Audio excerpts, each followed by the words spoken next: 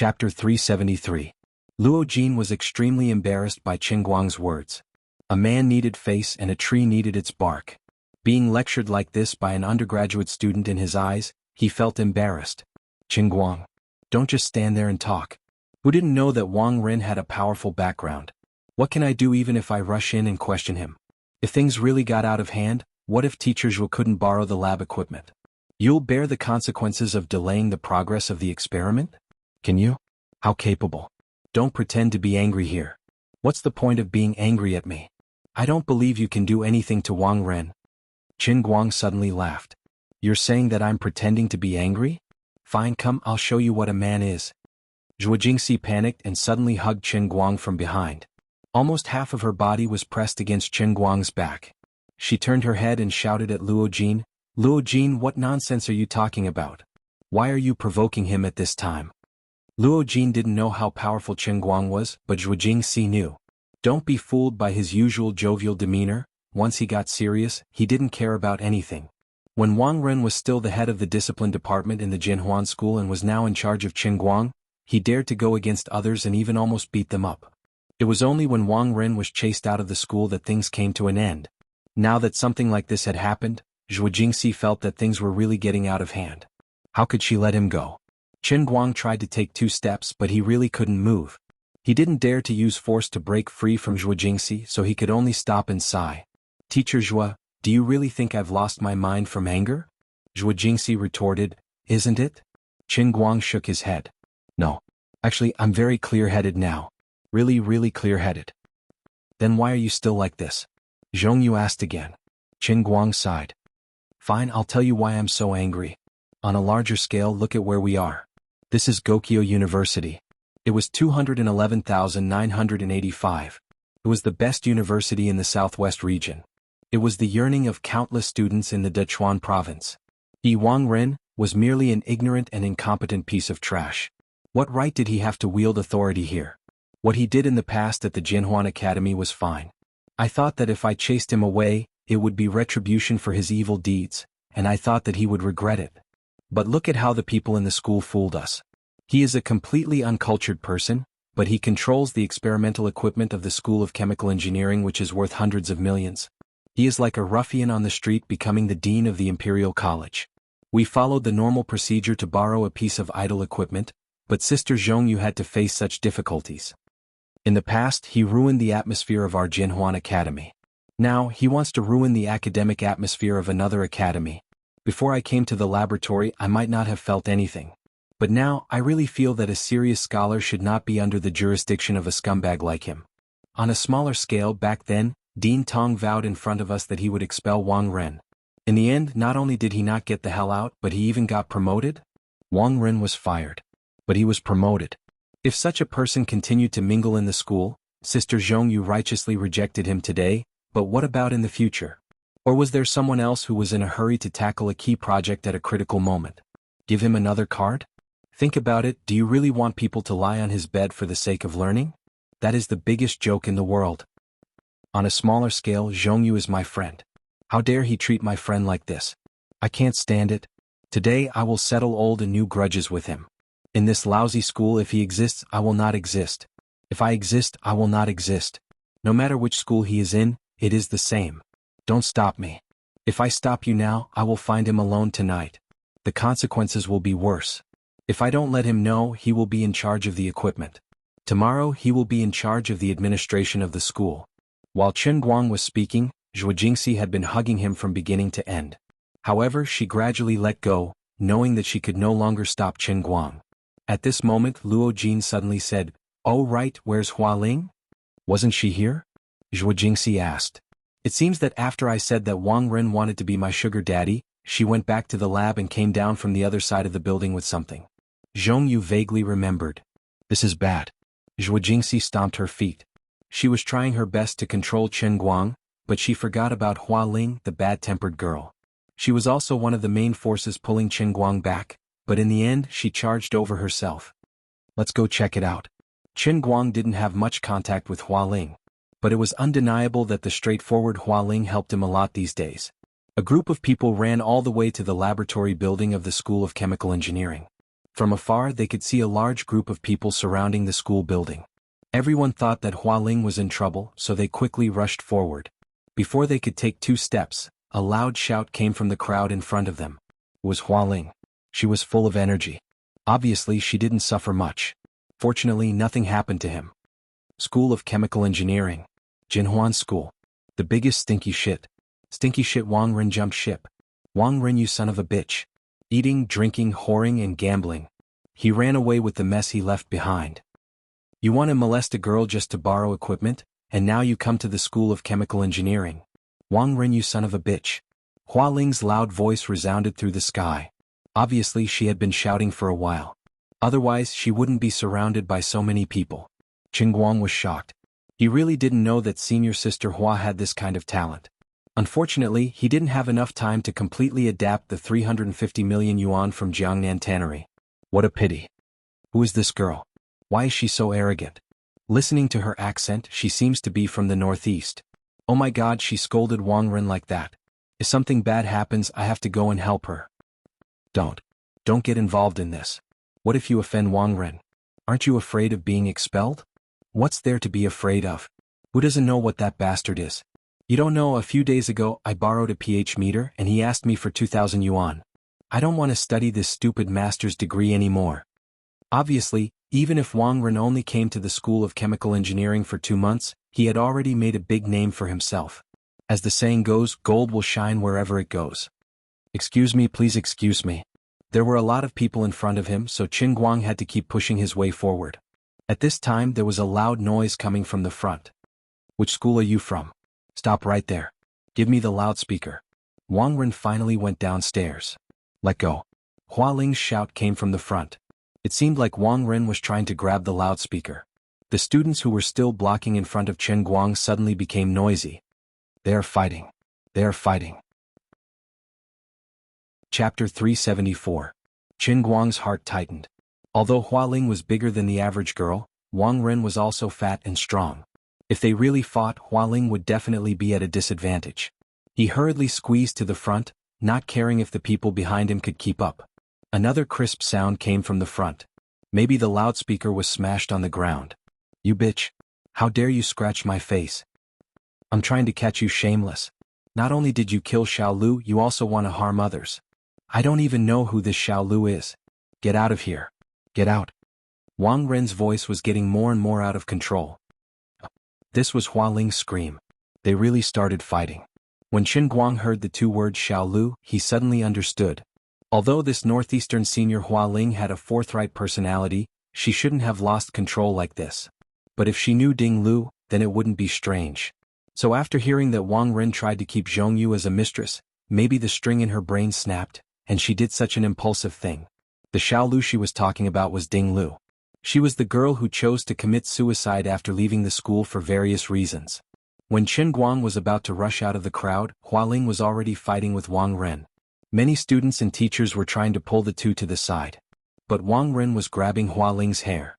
Hua Ling was also fiercely pulling Wang Ren's collar. Her other hand was desperately pulling his face like crazy. Finally the two were pulled apart. Wang Ren, you will die a horrible death. You will go to hell sooner or later.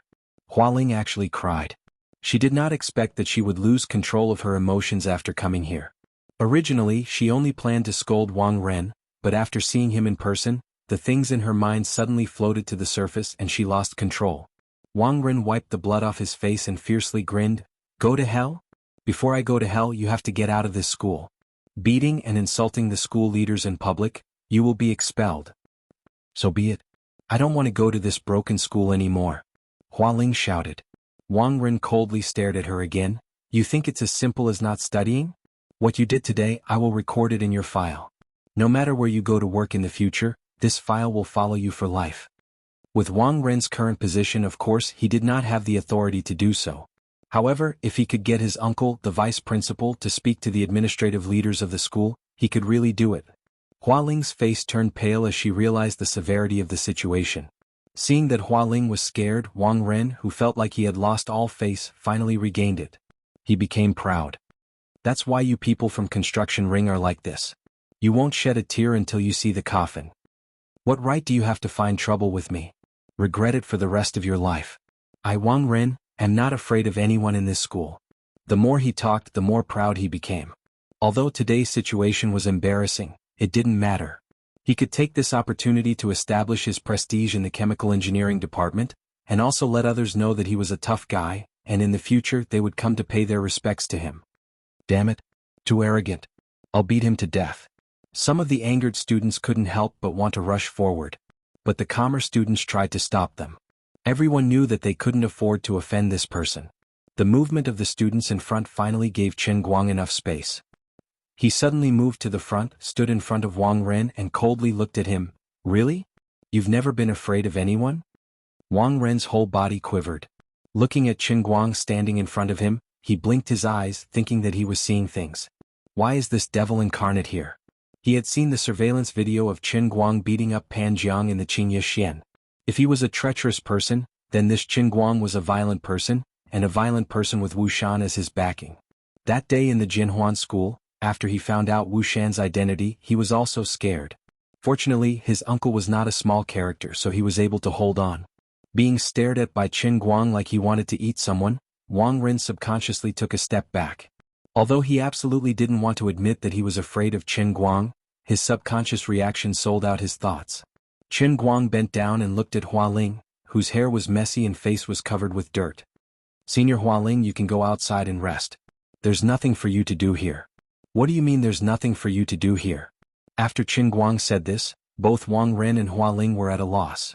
After so many years of administrative work, Wang Ren had some ability to read people's expressions.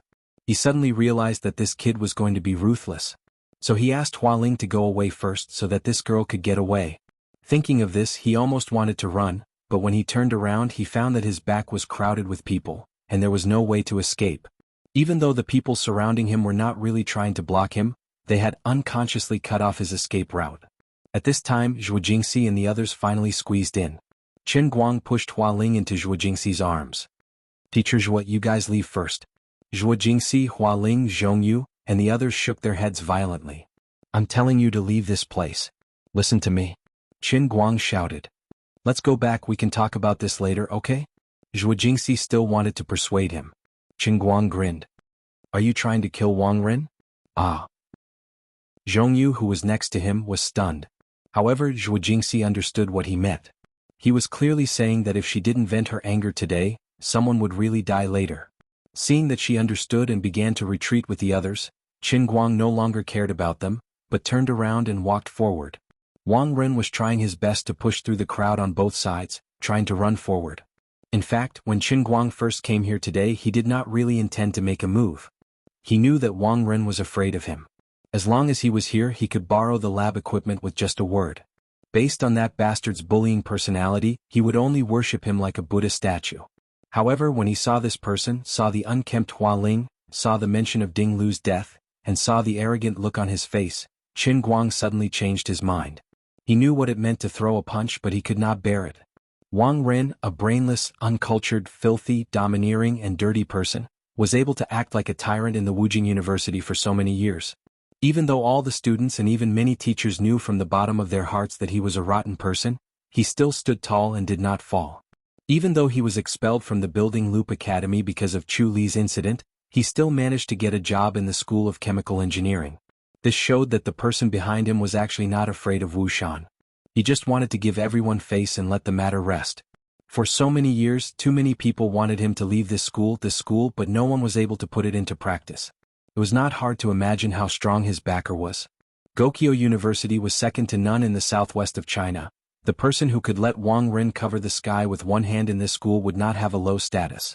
This school's principal had the administrative rank of a deputy minister, and even the deputy was at the level of a prefectural office, the same level as Wu Shan. The school was also a place to spread branches and leaves. The person hiding behind Wang Ren's back must have a great influence in politics, business, and education. In fact, after Wang Ren was expelled, Chen Guang really wanted to get rid of this scum, but at that time he and Wu Tong both knew that this kind of person would not be satisfied just by scolding him or beating him up. He must be punished by the law, so Chen Guang and Wu Tong together decided to slowly collect evidence. It was just that both of them had their own things to do, so it dragged on until now, until today, when he once again appeared in front of Chen Guang. Wu Tong and Qin Guang had said many times that fists and kicks were not the real way to solve problems. But at this moment, Qin Guang couldn't control the evil in his heart when he looked at Su Tao's silhouette. He wanted to smash his fist against Su Tao's head, causing his brains to splatter. So, he swung his fist in public under the shocked gazes of hundreds of onlookers. Without hesitation, he threw a punch. This simple punch carried the determination in Qin Guang's heart. Really, if worst came to worst, he would be expelled. If he did not teach this bastard a lesson, Qin Guang really felt that there was no point in continuing to read this book. Now that the law could not punish him, then he would let his fist punish him first. Wang Ren, who was running forward, suddenly felt a hard hit on the back of his head, and his mind went black. That fellow Qin Guang really made a move. Wang Ren screamed in his heart and tried to stagger forward again, but the back of his shirt was suddenly grabbed. "Why are you running?" Qin Guang said coldly behind him. "If you have the guts to do it, then you have the guts to stand here and take it." Chapter 375. Qin Guang, don't mess around. Didn't you want to borrow the equipment? I'll arrange it for you. Wang Ren shouted with a pale face. However, Qin Guang paid no attention to Su Tao and pulled Su Tao's face over. "That matter is not important to me now," Qin Guang said expressionlessly and punched Wang Ren's face again. Wang Ren fell on his back. Blood or teeth stained with blood flew out of his mouth as he swung his head back. Qin Guang was really holding back. He didn't know what would happen if he fully exerted the power of the Kirin arm. There were too many people here, and it started with Hua Ling. If he killed him here, it would be very troublesome, unimaginably troublesome, so he couldn't do that for now. But he could collect some interest. Then Qin Guang pounced on him again and punched the other side of Wang Ren's face. His fist scraped his nose, and there was a faint sound of bones breaking. The bridge of his nose was broken. After 3 punches, Wang Ren was completely unconscious on the ground. Blood came out of his mouth and nose. The place where Qin Guang's fist hit cracked open, revealing the flesh inside. At first, when Hua Ling and Wang Ren were fighting, there were students and teachers who came to separate them. But at this moment there were hundreds of people surrounding them. They didn't even have time to react, or it could be said that they were scared by Qin Guang's action. Although Qin Guang's actions were something that many students had fantasized about, they couldn't help but feel a chill in their hearts when they saw this scum being beaten up before them one day. Gradually, some of the students who were watching the fun began to retreat. It was a big deal, and it was better to protect themselves. Even some of the teachers who rushed over from the laboratory after hearing the news quietly retreated to the back. If Wang Ren made a fuss to his uncle and the overprotective vice principal found out that he had watched his scumbag nephew get beaten up into a state that was neither human nor ghost, who knew if he would secretly make things difficult for him? Not long after, the people on this side all ran away, but no one cared about Wang Ren, who was lying on the ground. It was obvious how unpopular he was. One of the more courageous young teachers walked at the back. When he saw that there was no one else, he said, "Student Qin Guang, you better not make a move. Otherwise I advise you to turn yourself in. Don't you know who Wang Ren's uncle is? He's the vice principal of our school." After saying that, the man turned around and ran without looking back, afraid that he would get into trouble. Qin Guang curled his lips indifferently. Since he had already been beaten to this state, it didn't matter anymore. He kicked Wang Ren's stomach again. This guy, who had completely stopped moving, started to tremble on the spot as if he was a toad that had its skin peeled off. Those who were watching from afar felt that Wang Ren deserved what he got, but they still felt a little jealous. Tragic, truly tragic. Just a moment ago he was still unbridled and arrogant, and the next second he was beaten like a dead dog. It's just that this person is too weak. There's no sense of accomplishment in beating him up, and he's already lying on the ground after 2 or 3 hits. You should at least put up some resistance. Just as everyone left, Zhuo Jingxi, who had chased Hua Ling, Zhongyu and the others back to the laboratory, came back alone. When she saw Wang Ren lying on the ground, it was unknown whether he was dead or alive. She was so scared that her face turned pale. She hurriedly went up to check on him and found that he was still breathing. Only then did she feel slightly relieved. "Hurry up and leave. Just say that I beat him up. I'm a school teacher. At most I'll just pay for it."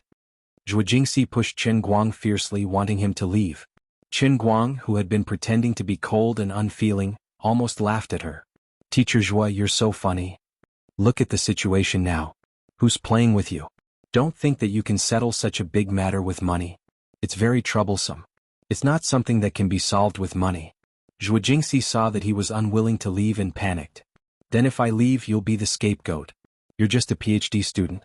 What kind of position is a counselor? Can you handle it? I just heard people say that Uncle Wang seems to be some kind of vice principal, right? How can you handle it? Besides, so many people saw me hit him. Don't look at how the people nearby have all run away. Who knows how many people are watching from the windows over there and behind the door over there? How can they take the blame for a delicate girl like you? Qin Guang, on the other hand, had thought things through clearly. Zhuo Jingxi's face turned pale. She did not know what to do. Listen to me. This matter has nothing to do with you. It's just a personal grudge between him and I. I don't like him, so I can beat him up if I want. It's that simple. It'll be troublesome if you guys get involved. Believe me, Wang Ren wouldn't dare to do anything to me. It has nothing to do with how much money I have. There's another reason. What you should do now is to do as I said just now and distance yourself from this matter. Besides, I'll just fire you and settle the matter with some compensation. It's nothing. Zhuo Jingxi shook her head violently. It'd be fine if it's just firing you. No, firing you definitely won't do. Don't tell me you'll have to retake the university entrance exam. Your life will be ruined just like that. You might end up in jail. I can't go to jail. I really can't. If you don't leave, I'll have no choice but to kick you out. You don't want those people hiding around to see me slap your butt, do you? Seeing that he really could not get rid of her, Qin Guang decisively came up with this plan. Perhaps he was just trying to take advantage of her? Don't. Please don't. Zhuo Jingxi panicked. At this moment, police sirens suddenly sounded in the campus from afar. Zhuo Jingxi said anxiously, "Someone called the police?" Qin Guang nodded. "I did." So what? There are so many people watching. I can't just run away, can I? Not long after, a brand new Jetta police car stopped beside them. Wu Tong got out of the car. As soon as she got out of the car, she saw Qin Guang and Zhuo Jingxi standing at the side. Wang Ren was lying on the ground. Wang Long, the old comrade who used to lead the new, followed behind her bitterly. Comrade Wu Tong was now the deputy chief of the Wenxing branch. Her promotion was really fast. Qin Guang's method of calling the police was also different. He did not call Jiao Jiao but Wu Tong's cell phone. She came very quickly. "You rascal, I thought you could hide from me forever. I've caught you this time, haven't I?" Wu Tong said cheerfully as she got out of the car. Wang Long, who was beside her, said, "Chief Wu, was there a victim?" Wu Tong rolled her eyes. "Oh, I didn't see him." "Ha!" Wang Long was dumbfounded. "You didn't see such a big person?" Of course Wu Tong was lying. "Don't be nervous. I feel that the atmosphere here is too heavy. I'm just trying to liven it up a little." "What kind of victim is he?" "He was just beaten up. It's not a big deal. His name is Wang Ren. He's the person I asked you to collect information on a few days ago. You know what I mean." Wang Long suddenly understood. Oh, actually Wu Tong had always kept this matter in mind. About a week ago, she had set Wang Ren as the first of her 3 moves as a new official. However, this matter should not have been the responsibility of the police station. It should have been the responsibility of the Anti-Corruption Discipline Inspection Department. However, since others did not care and a girl's life was involved, Wu Tong used her authority as the deputy chief and her identity as Wu Shan's daughter to take matters into her own hands. No one could say anything about it. Of course, all of this had been carried out in secret, which meant that she had done it in private. Although Wu Tong was impulsive, she was not stupid. She knew that it was best not to make a big deal out of this unless the day she revealed her trump card. When the time came and the conditions were right, she would use it all at once. What was done could not be undone. Naturally, Wang Ren would not be able to clean up the mess. "Can you not drag out the ending so much?" Wu Tong was unhappy. "It makes it seem like I'm trying to play favoritism." "How can that be?" Chief Wu's eyes are like a torch. "You hate evil as if it's your enemy. You plan for a rainy day. You are the model of the current police force," Comrade Wang Long said resolutely. Chapter 376. The cruel reality had forced Wang Long, an excellent police officer who was good at his job, to become a flatterer.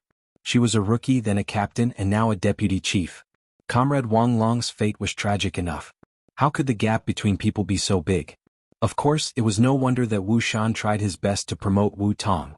The credit of killing 7 international criminals, including Shi Jiao, was not something an ordinary police officer could achieve even in a decade. In addition, Wu Shan handled the situation well. He made it sound like Wu Tong was tricked by the police car and went into the factory. The young police officer risked his life to defend the country's sovereignty. He pretended to be weak, sneaked in alone, and killed all the criminals. In the internal documents, Wu Tong was described as a lone hero. With credit and background, it would be intolerable if Wu Tong did not get promoted. Wang Long was also joking. Putting today aside, Wu Tong's work was indeed upright and plain-spoken. She could endure hardship and was brave enough to charge and break through enemy lines. She finally came close. Qin Guang chuckled. Sis, I didn't hide from you. Aren't you busy, and so am I? Since I'm free today, I asked you to arrest me. Am I not giving you credit? Wu Tong spat at him. Save it. Do you think I don't know that you asked me to clean up your mess? You heartless little brother. Call me when you need me and treat me like air when you don't need me. Wang Long, who was next to Wu Tong, had goosebumps all over his body. Scary, really scary. Director Wu, who was now called the Iron Judge Wu in the police station, actually spoke in such a tone in front of his brother-in-law. I won't be silenced when I return to the station, right? Then, Teacher Zhua, shall I take Qin Guang away? Wu Tong finally noticed Zhuo Jingxi, who was standing next to her in a daze. Zhuo Jingxi had seen Wu Tong last time and knew that she was the police officer in charge of Qin Guang and Pan Zhang's case. She guessed that Wu Tong had a good relationship with Qin Guang, but now it seemed that it was very unusual. Zhuo Jingxi nodded blankly. Oh, okay. Wang Long, you take care of the aftermath. Send this dead man to the hospital. I'll take the suspect away first. Wu Tong said as she pulled Qin Guang towards the police car happily. She had only taken 2 steps when she suddenly remembered something. All right. You weren't crippled, right? Qin Guang nodded. I'm not crippled. I know what to do. That's good. It's not a big deal. I can handle it. She watched as Qin Guang and Wu Tong got into the police car side by side. It didn't look like they were arresting criminals at all. It was more like 2 acquaintances who had met by chance on the street and were chatting happily. They were going to talk about life somewhere. Wang Long was also in tears. Are you going to show favoritism in front of me? They didn't even put on a fake handcuff? They didn't even make an official article? Seeing that the police car had gone far away, Zhuo Jingxi couldn't help but ask, Officer Wang, I'm Qin Guang's counselor, Zhuo Jingxi. Who is Qin Guang and Officer Wu? Sister. Wang Long subconsciously wanted to say brother-in-law, but he immediately felt that something was wrong. First of all, he was older than Wu Tong. Brother-in-law was too embarrassing. You should say brother-in-law. Secondly, this was also a joke in the police station. Wu Tong would never admit it. Of course, she had never denied it, but she couldn't say it in front of outsiders. So he waved his hand. Next, I'm such a genius. You should leave this place quickly. This matter is very complicated, more complicated than you think. I can't say anything yet, but Teacher Zhua, you must not get involved. Wang Long said as he called 120. Qin Guang had already slipped away, so there was no point in Zhuo Jingxi staying there. Since the police were in charge of the scene, she also knew that she didn't have to get involved. She could only leave worriedly. In the car, Wu Tong said as she drove, I've found some things about Wang Ren, but it's only at the level of corruption. Frankly speaking, if Wang Ren was just an ordinary person, this would be enough to convict him, but now it's still not enough. I have to raise the case to the level of a criminal case before I can arrest him. You're a little impulsive today. Qin Guang sat in the front passenger seat. He felt that Wu Tong's words were vaguely familiar. It seemed that after he beat up Ma Senlin, the president, not long ago, Lu Fei also said the same thing. I can't help it. I just happened to be at the right time and I couldn't control my hand. Wang Ren has an amazing uncle. I know that. He's the vice principal. His official position isn't as high as your father's, right? Wu Tong pinched his leg. Look at what you're saying. It's as if you can convict someone just because he's a higher official or a lower official. Well, the administrative ranks are really the same. The vice principal of Gokyo University is indeed at the level of a prefectural hall. A school's vice principal has that much power? He can cover the sky with one hand? Qin Guang asked curiously. I can't say that he can cover the sky with one hand, but in this school's territory, that executive vice principal really has the final say. Don't look down on people. Although that old man doesn't seem to have any real power outside, he has a wide range of friends. He has students all over the world.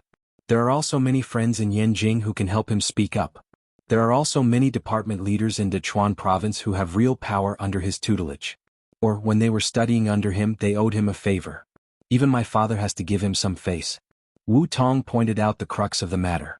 Qin Guang curled his lips in disdain. What good can this kind of person teach?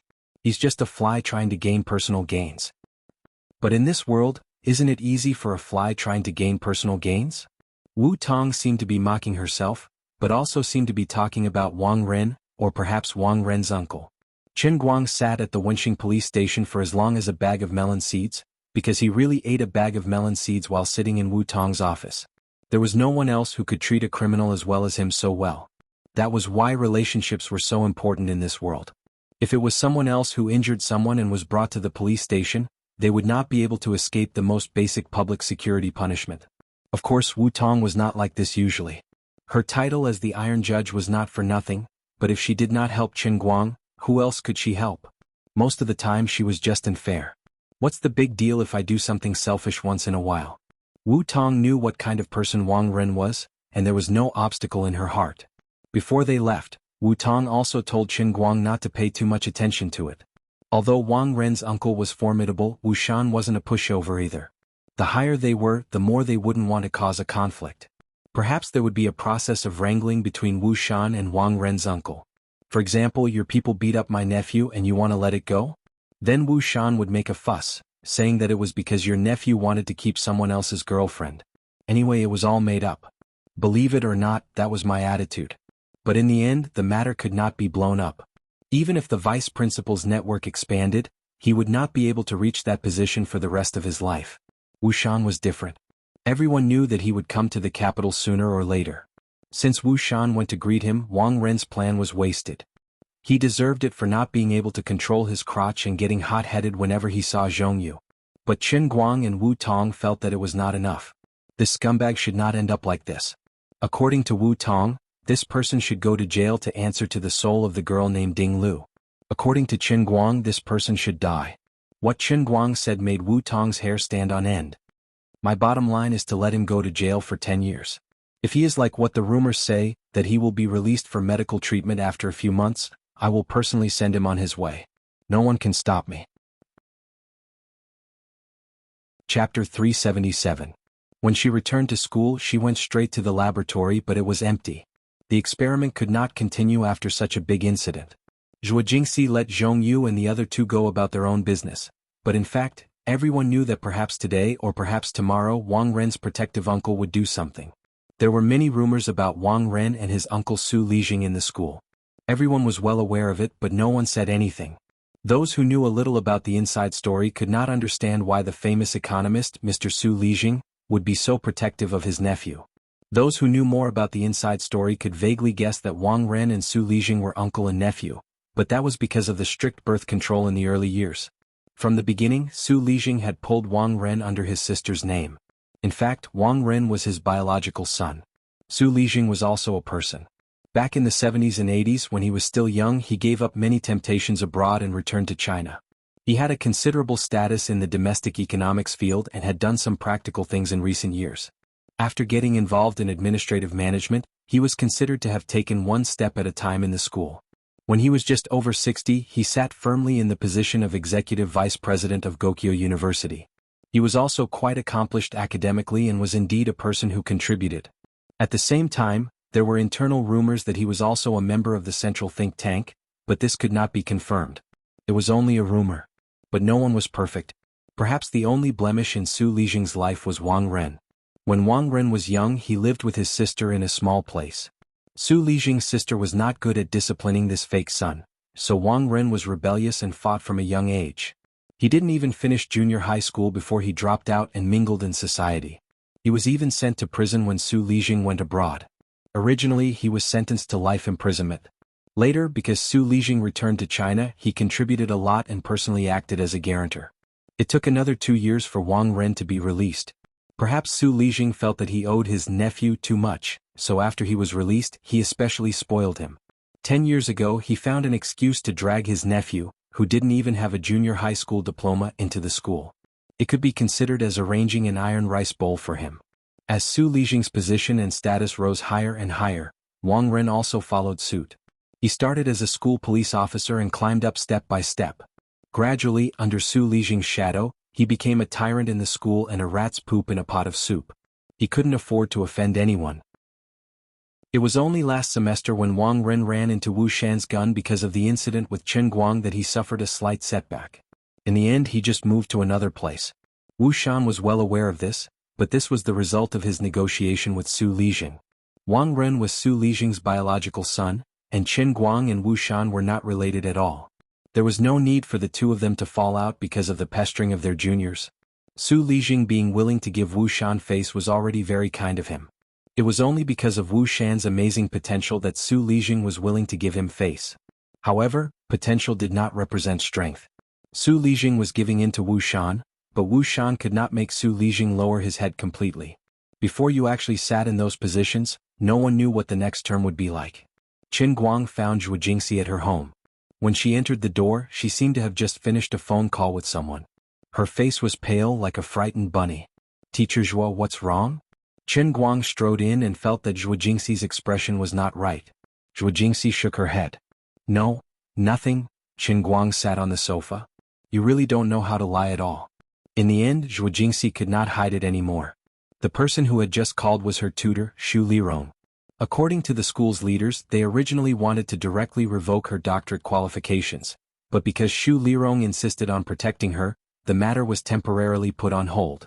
Although Xu Lirong's administrative status was not high, her status in the academic world was not much lower than Su Lijing's. The two sides wrangled again and finally reached a compromise. They removed Zhuo Jingxi's position as the person in charge of the photocatalyst laboratory team, and removed her qualifications as a tutor that she had fought so hard to obtain. She was temporarily retained as a student, but was not allowed to enter the laboratory. Instead, they arranged for a random company outside and sent her to be a technical consultant for at least a year. She could no longer continue the photocatalyst research that she had been doing for several years. The school did not even need to find any special reasons. They just said that the company had a contract with the school and needed a doctorate student to go there for technical guidance. The laboratory equipment was the school's. If they said they could not use it, then they would not let you use it. Letting you be the laboratory leader was to train you, and they did not take a penny from you. Even if they removed you today, you would not be able to go to anyone to complain. Of course, Qin Guang knew how big a blow this matter was to Zhuo Jingxi, but he did not expect the other party's counterattack to come so quickly and so fiercely. "It's all my fault. I didn't think things through." Qin Guang had already tried his best to get Zhuo Jingxi to distance herself from this matter, but she was still implicated. Even if it was just a gust of wind at the edge of the storm, it would still be a devastating blow to her research career. For a person who was obsessed with research, this was indeed painful. Zhuo Jingxi wiped away her tears. "It's not your fault. If I were in your shoes, I would have done the same." Qin Guang thought about it and really wanted to tell her, "I'll build a laboratory for you." However, before he could say it, Liuli's voice rang out in his mind. "Stop dreaming. I have my eyes on a big project and am in discussion with someone. With the money you have left, it's just enough. Don't even think about using a single cent." He was really unlucky. Why did this lady make a move at this time? The two of them sat there for a while before Zhuo Jingxi seemed to suddenly react. "I have to go see my teacher." Qin Guang asked. "Plead for her?" Zhuo Jingxi said as she changed her shoes. "No, my teacher must be very sad at this time. I'm the one who made things difficult for her." It was an hour later when she saw Xu Lirong. Old Lady Xu was now 70 years old.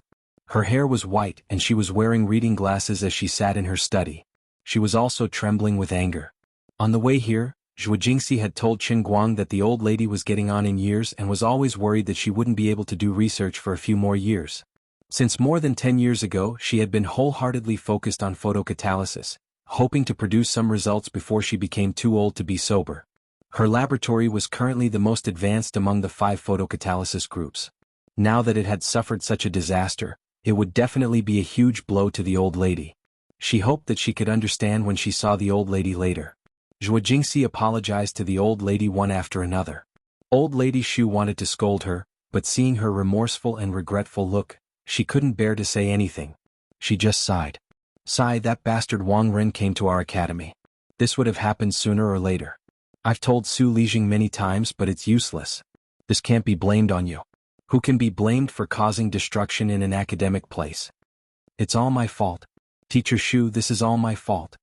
Zhuo Jingxi was still apologizing. Xu Lirong stretched her neck and looked at Qin Guang, who was standing behind her. "You're the Qin Guang who hit someone, right?" Qin Guang knew that he couldn't avoid it. He thought that he would definitely be scolded, so he shrunk his neck and took a step forward, standing in front of the old lady. "It's me." Looking at the old lady's silver hair, her face full of age spots, and her trembling hands and feet, Qin Guang couldn't help but feel a burst of heartache. Chapter 378. When he entered the door, he carefully observed Professor Shu's large study room. The walls were full of bookshelves, and the bookshelves were all full of journals. Thinking about the old woman's age, Qin Guang respected this scholar from the bottom of his heart. The more respect he had, the more ashamed he would be if he caused trouble for others. He even regretted that when he hit Wang Ren, he only thought that he was fearless, but he didn't consider that it would involve so many people, and it would affect the research that the old woman had invested her entire life into. If he had known it would be like this, he would have considered it more. Of course, the most unobtainable thing in this world was knowing it earlier. Unexpectedly, the old woman didn't scold him but instead laughed. "Good hit. I've wanted to hit that grandson for a long time, but I'm too old to hit him." You don't know how angry those retired old guys from the School of Chemical Engineering were. Last month, old Jiang came out of Su Lijing's office for less than 3 days and he died from anger. Qin Guang and Zhuo Jingxi were shocked.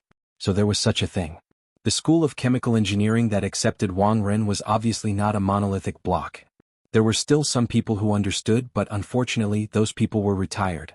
They tried to resist but failed, and they angered an old professor to death. "Little Zhuo, you are a talent. This time it is a setback for you, but it is not all bad.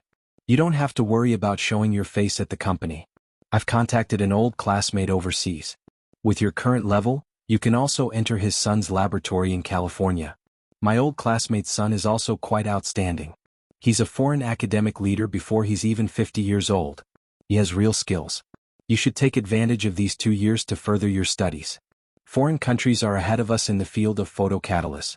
You should go there and learn." After Professor Shu calmed down, she said so. It turned out that she had already found a way out for Zhuo Jingxi.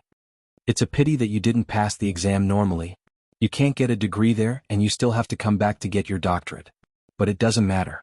Even if I'm not here at that time, I've already talked to little Han. He can take over my class and finish your doctorate," Professor Shu said with waning interest.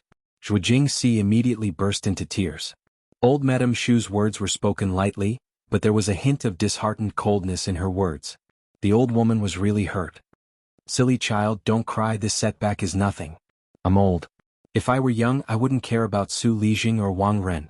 I would protect you even if I had to die. But now I really couldn't hold on any longer. This also reminded me that it was time to consider letting go. It's just a little regretful that before I die, I couldn't really come up with anything. After I die, people will definitely criticize me." Old Lady Shu wasted a lot of the country's money, but she didn't even get any results. Time waits for no one. As Old Lady Shu spoke, her voice started to choke. "But it's not your fault, little Zhuo. It's really not your fault. You've already done very well. It's just that you were born 10 years too late.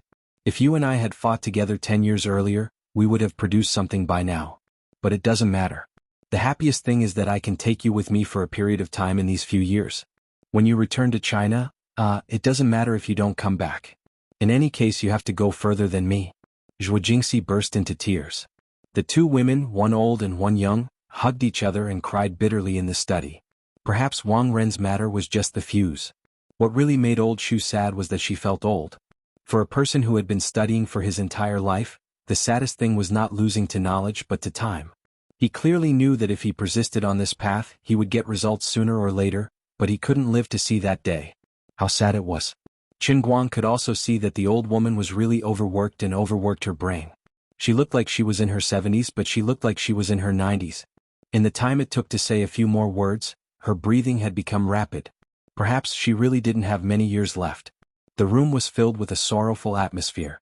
Qin Guang silently turned his face away. He also felt his eyes moisten. After a long time, the 2 of them finally calmed down. Zhuo Jingxi's panic from having to leave the laboratory gradually dissipated. Old Shu turned her gaze to Qin Guang again. "Young man, don't blame yourself. Actually, we all hope that someone will really stand up and kick that bastard surnamed Wang out of the school. If this time, because of you, Su Lijing can understand that he should send Wang Ren somewhere else and not let him cause trouble in the school, then you'll really have done a great service. The school is full of honest people who study, and all of them have been trampled on by Wang Ren. Every day there's someone shitting on your head. How can you study? Evil people should be tortured by evil people." When old Shu said this, Qin Guang also laughed. Ancestor grandmother really knows how to ease people's minds. I'm already regretting that I didn't hit him hard enough. Don't worry, I Qin Guang swear here today that even if I'm expelled. Later, if that surnamed Wang still hangs around in the school, I'll specially beat him up. I'll beat him up until he doesn't dare to appear within 10 miles of the school. Old Shu's eyes lit up. Aren't you afraid that Su Lijing will find trouble with you? Qin Guang curled his lips. I'm not afraid. Isn't he just a vice principal? Can he eat me up? Young man, do you have other ideas? Old Shu was a learned person for decades. Perhaps she didn't know much about business, but she had a keen eye for people. She could see through Qin Guang's other plans at a glance. Qin Guang didn't hide it from her. Yes, if we can send him to jail, that would be even better. Old Shu clapped her hands excitedly. Although I'm not very optimistic about you, I support you. When you go back, look for little Han. He's the vice principal of your school. He has some things that might be helpful to you, but you have to do it discreetly. Although little Han is also involved in administration, he's also a learned person. Don't drag him into this. Qin Guang nodded. I understand. When the two left Old Shu's house, their moods were much better. Zhuo Jingxi was still a little choked up. She was just sad about Old Shu's old age. But humans were like this. Birth, old age, sickness, and death were the natural cycle of reincarnation. Sickness could be cured, but aging was unstoppable. Teacher has placed all her hopes on me. Zhuo Jingxi leaned on the E400L passenger seat and sighed. So, Teacher Zhuo, you have to pull yourself together. It's about learning. It doesn't matter where you do it. Studying abroad isn't bad either. Qin Guang, on the other hand, was delighted. Zhuo Jingxi wanted to say something but stopped. Qin Guang guessed what she was thinking. Well, it doesn't matter if you admit it or not. Anyway, you're my little mistress now. I know this kind of private study that isn't funded by the government must be very expensive, but don't worry, I can still handle this small amount of money. Zhuo Jingxi shook her head fiercely. How can I let you pay for this? No way. That's how you rejected me when I bought you a car. Give up struggling. After the first time, you won't be able to resist the second and third time. Otherwise, how are you going to study abroad? I heard that living expenses in America cost thousands of dollars a month. When you have a foothold abroad, the laboratory will have to pay you, right? When the time comes, if you really can't get over it, then you can pay me back. Zhuo Jingxi's face froze. She couldn't refute. At this moment, the two of them still didn't know that Su Lijing's counterattack was not over. Vice Principal Su had indeed reached a compromise with Wu Shan, but this compromise was only limited to Qin Guang. Official Su's anger couldn't burn Qin Guang, but it had to be vented. The more he compromised with Qin Guang, the more it would burn with others. Zhuo Jingxi had Old Shu to protect her, so she could barely stay in school. The ones who were really hurt were Hualing, Ding Lu's former roommate, Zhongyu, and even Luo Jin. Chapter 379. By the time the two saw Hualing at the bottom of the administration building, the northeastern girl had already calmed down. While Zhuo Jingxi, Qin Guang, and Mrs. Shu were chatting, Hualing was met by the leaders of Gokyo University's graduate program. Her punishment was simple and straightforward. She was dismissed. Wang Ren was still lying in the hospital, and it was unknown if he had woken up. However, the graduate program's quick response was definitely Su Lijing's decision. Hualing looked at the two of them and was unusually calm. She said cheerfully, Actually, I should have gone back to my hometown when I graduated last year. It doesn't matter now. I feel like I'm not as talented as Teacher Zhuo when it comes to academics. I might as well go back to my hometown and take the civil service exam. Or maybe I could get a job at a monitoring station. It could be said that she was forcing herself to smile or being open-minded, but after experiencing this incident, Hualing was exceptionally calm. Zhuo Jingxi wanted to persuade her and express her indignation, but when she saw the punishment notice in Hualing's hand, she didn't know what to say. Qin Guang's brows were tightly furrowed. Su Lijing's counterattack had come too quickly and too fiercely. He didn't ask about right or wrong, didn't care about the reason, and didn't care about how it happened. He just used the excuse of beating up and provoking the school's leaders to expel Hualing. Everyone knew that the real culprit was Qin Guang, but they could still persuade Hualing to leave. Su Lijing had the right to do so, and he found a barely passable reason. It was hard to believe that this was indeed a place for academics. After a while, Zhongyu also walked out of the administrative building. She was also holding a piece of paper in her hand. She looked like she was in a dilemma. Before the gloomy Qin Guang could ask anything, Zhongyu smiled and said, It doesn't matter if I get a major demerit or probation. Fuck. Qin Guang couldn't help cursing as he continued, Is that Su Lijing a madman? Is he going to wipe out the entire project team? I don't know if he's going to wipe them out, but Hua Ling, Qin Guang.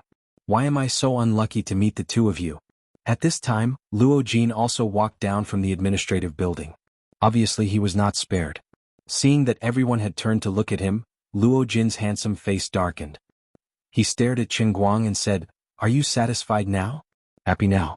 Would he be satisfied just because he had a big fist? Look at us now. Teacher Zhua has been sent out, Hua Ling has been expelled, Zhongyu has been put on probation, and I've been given demerits. It's all your fault. If Qin Guang had really been fired, he might have been able to refute Luo Jin. However, the current situation was that nothing had happened to Qin Guang. It was the others who were unlucky. This made Qin Guang really speechless. Unexpectedly, Zhuo Jingxi, Hua Ling, and Zhongyu shouted in unison, "Shut up!" Then the three of them said in a different order, "I don't care." As soon as they finished speaking, the three of them realized that the other two had the same idea as them. They couldn't help but laugh out loud. Luo Jin stood there dumbfounded. He really couldn't understand why Qin Guang had been here for a few days, but he had become the outsider of the research team. Such a big thing happened and you guys don't blame Qin Guang at all? He looked at Zhuo Jingxi with some pain.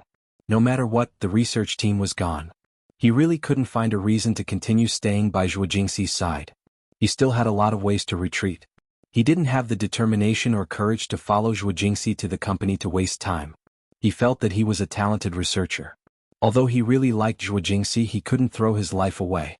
One day when he became a big shot in academia, he could help her. She would definitely be touched, right? Teacher Zhua. Luo Jin still wanted to say something. Zhuo Jingxi waved her hand disinterestedly. She could see that Qin Guang's expression was a little sad. For the first time she felt annoyed with Luo Jin, this useful research dog.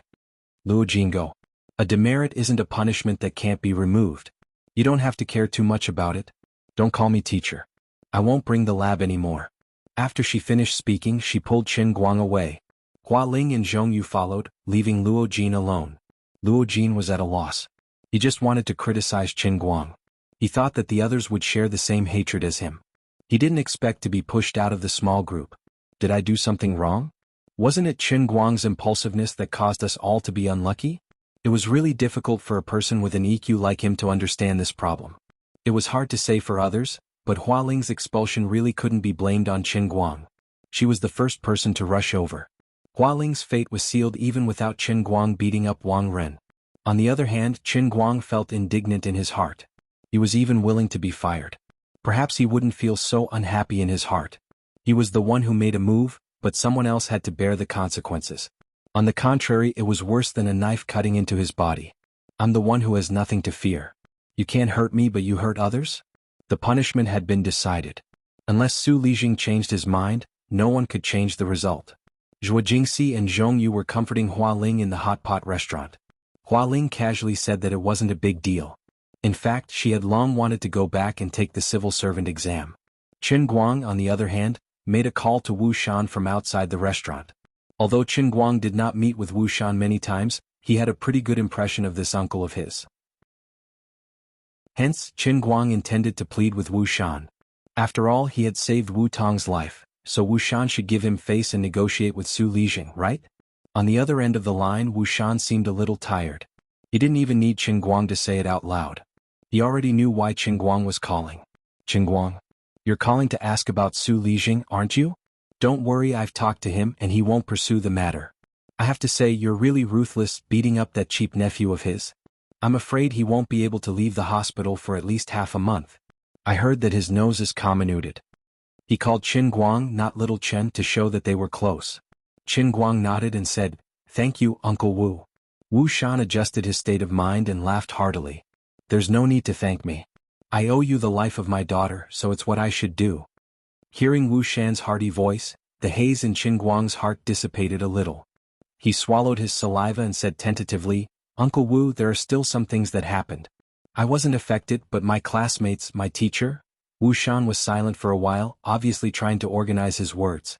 If someone like him had to organize his words, the matter was indeed not as simple as it seemed. After a long time, Wu Shan's voice came again. I understand what you mean. As soon as he said this, Qin Guang's heart skipped a beat. What followed next was probably a, but, right? But I really tried my best in this matter. I can indeed negotiate with Su Lijing, and I can get him to make appropriate concessions, but there's a limit to the concessions. Do you understand what I mean? As expected, the hope in Qin Guang's heart gradually dimmed. Chapter 380. On the other side, Wu Shan's straightforwardness disappeared as he paused briefly before he continued. Wang Ren is Su Lijing's son and Qin Guang is Wu Tong's benefactor. Our relationship is equal, and Wang Ren and Su Lijing's relationship is also equal. Su Lijing and I are also equal, but the others aren't. So it won't be easy for us to continue discussing this matter. Let's end this matter here. Although Su Lijing is protective of his children, he's still my elder. He's also a bit of a scholar and won't go too far. But you can't block all the ways he can vent his anger, right? There are many paths in life. You should talk to your teacher and classmates and resolve the conflict. Okay, sorry to bother you. Since Wu Shan had already spoken, Qin Guang silently hung up the phone. He couldn't help. Qin Guang knew very well that Wu Shan really couldn't help. Or maybe he didn't know. Actually, that wasn't the case. When he talked to Wu Tong, he mentioned Teacher Zhua and the others. Would Wu Tong not mention it to Wu Shan? Of course not. So Wu Shan didn't forget but chose to ignore. Although Su Lijing didn't have any real power, he had a high status. Although his position was at the top, his connections were everywhere. Wu Shan was a young politician. Although he had a bright future, he didn't have enough experience. In addition, Wu Shan had his own difficulties when negotiating with Su Lijing. Su Lijing said that he was his nephew, but everyone knew that it was his son. Wu Shan wanted to speak up for Qin Guang, but because he had to avoid the broken world, he couldn't tell him how important Qin Guang was to him. So he could only say that he was Wu Tong's friend. The relationship between a son and a daughter wasn't equal, and Wu Shan only said those words to make Qin Guang feel better. In both Wu Shan's and Su Lijing's eyes, Su Lijing was open-minded and magnanimous. He made appropriate concessions and even did Wu Shan a big favor. Qin Guang understood that if he asked Wu Shan to protect Zhuo Jingxi and the others, it would be a slap in Su Lijing's face. This favor was too big and he might not be able to sell it. However, the matters of the world were not things that could be resolved just because one could understand reason. In Qin Guang's opinion, if he was in Wu Shan's shoes, he would definitely protect everyone without any hesitation. The reason was simple. Wang Ren deserved what he got, and his retribution was far from enough. How could Su Lijing be called a scholar? In order to protect his child, he had cut off Zhuo Jingxi's career as a researcher, expelled Hua Ling, put Zhongyu on probation and recorded a demerit on Luo Jin. All of this was revenge. There was nothing scholarly about him. Wasn't it said how many contributions one had made, how many books one had written, and how great one's reputation was? If one's conduct was already crooked, how could one talk about learning? Therefore, by protecting Zhuo Jingxi and the others, he was protecting justice, and justice, not a favor. Of course, Qin Guang knew that this was just his opinion. Wu Tong had already said that Wu Shan was a politician, and a politician had to keep climbing up the ranks. He wouldn't easily make enemies, and every decision he made represented an exchange of benefits. Perhaps, becoming enemies with Su Lijing, the elder he spoke of, might even affect his career as a politician. Therefore, he felt that he had done his best to protect himself. Su Lijing had already given in twice, so he couldn't be too aggressive anymore. Qin Guang clenched his phone tightly and sighed in his heart. As expected, I can't be a politician. But should I just accept this loss? Seeing that the three women had already started clinking glasses one after another, Qin Guang could see the disappointment hidden under the surface. Qin Guang clenched his fists tighter and tighter. I won't accept this. Since I can't count on Wu Shan, I have to use my own methods to solve the problem. In the past, he didn't really understand Wu Tong's attitude towards Wu Shan, and he always felt that it was wrong for her to treat her father like that. Now, Qin Guang could more or less understand it. Having a politician as a family member was sometimes quite painful. But in his heart, Qin Guang didn't blame Wu Shan. As a politician, he had already done his best. At the end of the day, Qin Guang was still too weak, so he could only seek help from others when he encountered this kind of situation. For example, Ma Xinlin, who Zhu Jifa ran into when he was borrowing a loan, was also the same. If Lu Fei and the others hadn't come at the right time, Qin Guang would have been in endless trouble after he flipped out. If he had Wu Shan's status today, he wouldn't need to seek help from others. He would be able to stand on the opposite side of Su Lijing, confront him head-on, and negotiate with him. Relying on Wu Shan's protection, there was a layer of relationship between them. No matter how beautiful Wu Shan's words were, it was ultimately not his own business. Su Lijing would only give Wu Shan some face by letting one person go and killing the other four. If it was his own business, he could justifiably use 120% of his strength. Today's situation wouldn't be like this, and the other party would also think twice. With a layer of separation, if he could only use 70% of his strength, he could only protect himself. If he forced himself to use 120% of his strength, it would be as bad as not doing enough, and the conflict would intensify. As for how to strengthen himself, in short, the three worlds of politics, business and academia had to occupy a position. Su Lijing's strength lay in the fact that he had spread his influence in the political world and dominated the academic world. Wu Shan's strength lay in the fact that he stood at a certain height in the political world at a young age. In the future he would continue to rise and his potential was astonishing. As for Qin Guang himself, other than the 170 million cash in his bank account, he had nothing. Having money didn't mean you had real social status. If the money was left to rot in the bank account, it wouldn't help to raise your social status. If you stood there, no matter how much money you had in your account, in the eyes of others, you would still be how you should be. However, if this 200 million was placed outside or used as an investment, or to start one's own business, it could support tens or hundreds of people, provide tax revenue for the economy, or influence the lives of some people, then this money would truly represent one's social status, and one would have a foothold in the business world. If the current him was sitting on a business worth hundreds of millions, and he could talk to some of the higher-ups, he wouldn't need Wu Shan to step in. He could negotiate with Su Lijing himself. Even if he couldn't be on equal footing, he could at least make Su Lijing slightly apprehensive. This seemingly troublesome matter would become a problem that could be solved with a word or a meal. Deep in Qin Guang's heart, an emotion known as unwillingness gradually welled up. He had lived a muddle-headed life for 20 years and experienced many things. Ever since he obtained the heavenly Holy Grail, Qin Guang clearly didn't put much effort into it. He only did things that were within his power to do, and it seemed like everything had been smooth sailing for him until now. Until today, when he violently bumped into the huge mountain that was Su Lijing. Before they even met, he was already beaten up by Su Lijing's casual means.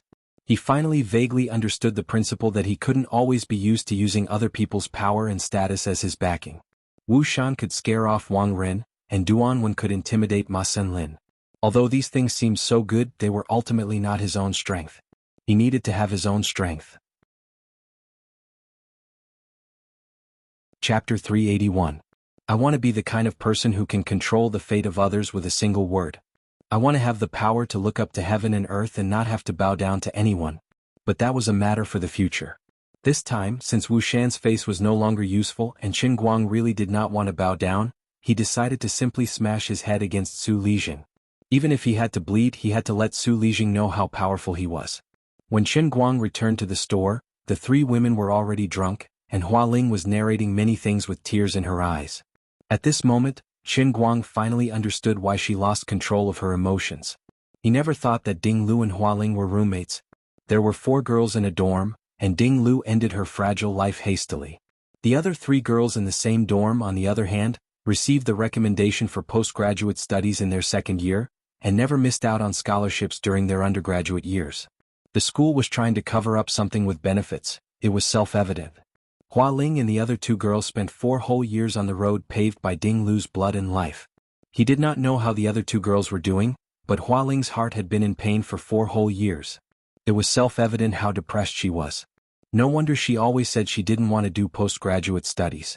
If it was Qin Guang, he probably wouldn't even be able to stay there for a day. There are a lot of rumors about Xiao Lu, but I can tell you that only half of them are true. I've been hiding this in my heart for 4 years. I can't hold it in anymore.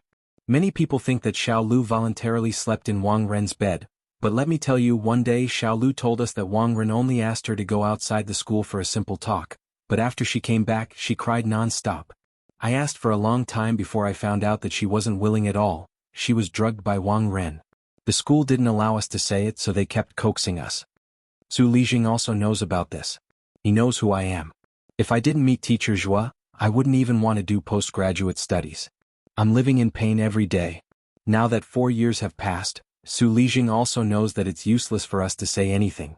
They can expel me if they want to, I don't really care. But I just hate people like Wang Ren. Why doesn't anyone give him the retribution he deserves? Hua Ling gulped down a big mouthful of white wine and almost coughed up blood.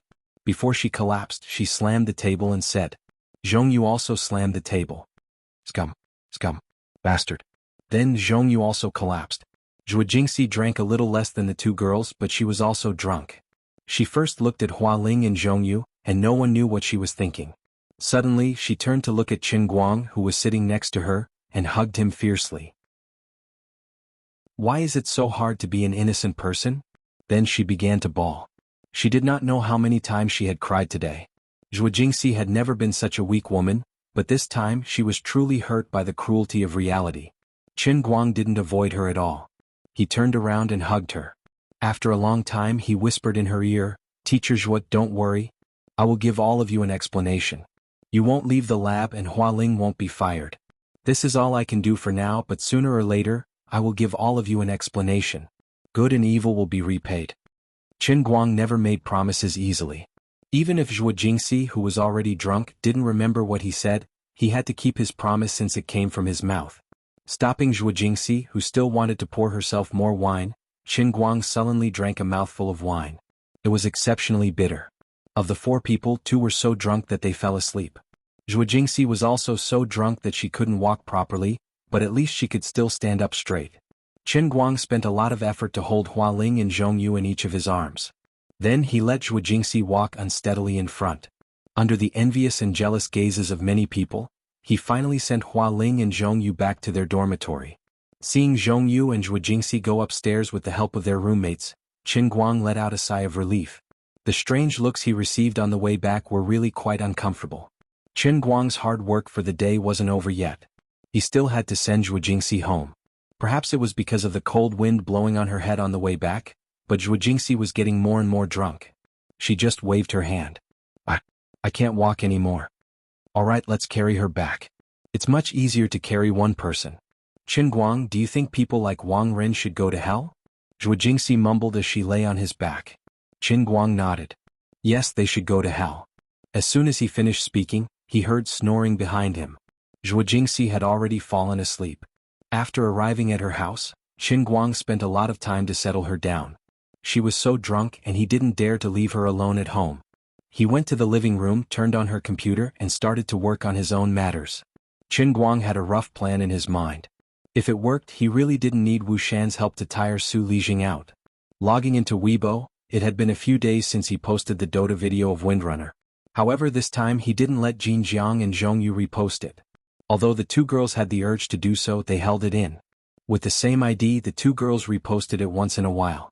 It could be explained that they were attracted by his video, but if this person reposted every single one of his posts, who knew how much gossip would come out of it? Qin Guang also told the two girls that with their help, he had already taken the first step on his road to being an internet celebrity, and that was enough. In the future, this ID might become more and more conspicuous, and there might even be more and more people trying to dig out the true identity of the almighty Superman. Therefore, it was best for the two of them to distance themselves from their relationship on Weibo and not get involved again. If they were asked in the future, they could at least lie to the media. The two girls faintly felt that it was a little funny. Only 1 million fans, far from being a real internet celebrity. However, the two of them didn't point out Qin Guang's arrogance and only said, "As long as you're happy." In the end, the game was still limited by the rules of the game itself.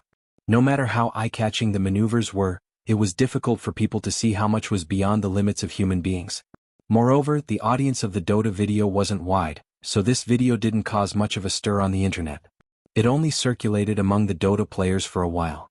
After all, this was the first person's view of the only godly player in the national server so far.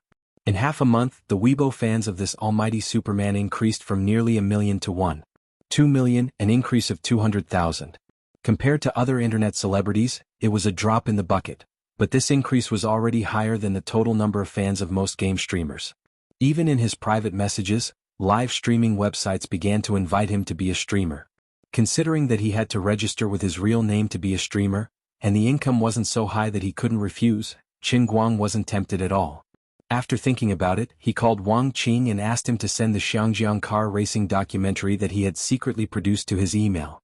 He wanted to delete the front and back parts and only keep the scene of him wearing a mask and sitting in the car. At the same time, he wanted to cut off the part about selling the car and only keep the most important part about racing. He wanted to increase the influence of his Weibo account as fast as possible. Water could carry a boat, but it could also capsize it. Using the power of public opinion to make Su Lijing feel afraid was his first step. About half an hour later, Wang Qing sent the video over. After seeing that there were no problems, Qin Guang directly posted it. The title of the video was, "I sharpened the pencil, I drove the car, I'm the almighty Superman, I'm the almighty Superman." Below was the caption, "I guarantee with my integrity that this is indeed me." If you like this video, please forward it, spread it, and follow it. Chapter 382. After posting the video, Qin Guang constantly refreshed his Weibo. As he looked at the reposts, the number of comments gradually increased. Usually he was a rather casual person and rarely did anything with a strong sense of purpose. But tonight he was different. 5 minutes later, there were 3,000 replies and 8,000 reposts. 20 minutes later, there were 8,000 replies and 20,000 reposts. An hour later, there were 16,000 replies and 40,000 reposts. Similar to the last time, the driving skills he showed in Hong Kong were also incredible, beyond human understanding, and more down-to-earth than sharpening a pencil. There were not many people who deliberately practiced sharpening pencils. But when it came to driving, although not everyone could drive, everyone had sat in a car before. In addition, there was one more topic of debate among the netizens below. According to usual practice, some people first questioned the authenticity of the video. After all, these scenes could hardly be seen even in a movie like The Fast and the Furious. Then, when the authenticity of the video was verified by the technical geeks and the fans who witnessed the miracle that day, and gradually confirmed that it was completely true, a new theory arose. Was this Weibo user called Almighty Superman the same person in the car? This also caused widespread controversy. But the appearance of the V Special Agent Team mask showed that the credibility of his statement was still very high. An hour and a half later, after the initial promotion by fans, this Weibo ushered in the second wave of explosion after a slow brewing. More and more Weibo users who had almost forgotten about Almighty Superman suddenly remembered this person. After watching this video, more and more internet celebrities used their own channels to inquire about the authenticity of the news. They knew that this was indeed the racing god of this generation who had been crowned a god in the circle some time ago, so they took the initiative to repost it. In fact, it was the first time that many internet celebrities saw this video. Perhaps some people had heard of the story of the Xiangjiang car gambling race, but the race organizers did not release the live video of that day to the public. Without some special channels and connections, it was impossible to get the video. After all, the car gambling race was an underground race that did not see the light of day. According to the usual style of the organizers, once this kind of video appeared on the internet, they would take the initiative to block it. But this time they did not do so and acquiesced. At this time, the number of comments on this Weibo post had skyrocketed to 30,000, and the number of reposts had reached 100,000. Uncle Cheng, who was far away in Hong Kong, even called to inquire about the situation. He was worried that Qin Guang's video had been stolen. After confirming that it was Qin Guang who did it, Uncle Cheng stopped asking about it. He just found it funny that Qin Guang had great power, but he did such a trivial thing. Then he told Qin Guang that the organizer of the car race had just called to inquire about the situation. Uncle Cheng regarded this matter as child's play, but Qin Guang didn't think so. He just smiled as he looked at the influence of his Weibo account. The light in his eyes became more and more scorching. Even Jiang Yage and Jin Shirui might not be able to achieve such a skyrocketing number of comments and reposts. Let alone Qin Guang's number of followers was only a few tenths of those two. However, Qin Guang managed to do it. His videos weren't like Jiang Yage's, which didn't have any substance. Instead, they contained genuine high-quality content that could make the blood of others boil and make them worship him. Before lying on the sofa to sleep, Qin Guang looked at the number of his fans. In 3 hours it had skyrocketed from 1.2 million to 1.5 million. There would be some follow-up effects tomorrow and the day after. Before the next video was uploaded, it might increase to nearly 3 million fans, which was enough. As a new internet celebrity, the number of this living person's fans was enough to crush most of his peers on Weibo. The next morning, Zhuo Jingxi, who had a hangover, woke up faintly.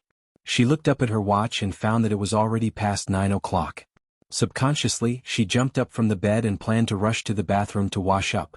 As a result, as soon as she walked out of the bedroom door, she remembered that she no longer had to go to the laboratory. Suddenly, her heart became empty. She turned her head again and saw that Qin Guang, who had stayed up until midnight, was still sleeping on the sofa. The empty feeling in her heart inexplicably disappeared. She didn't wake him up.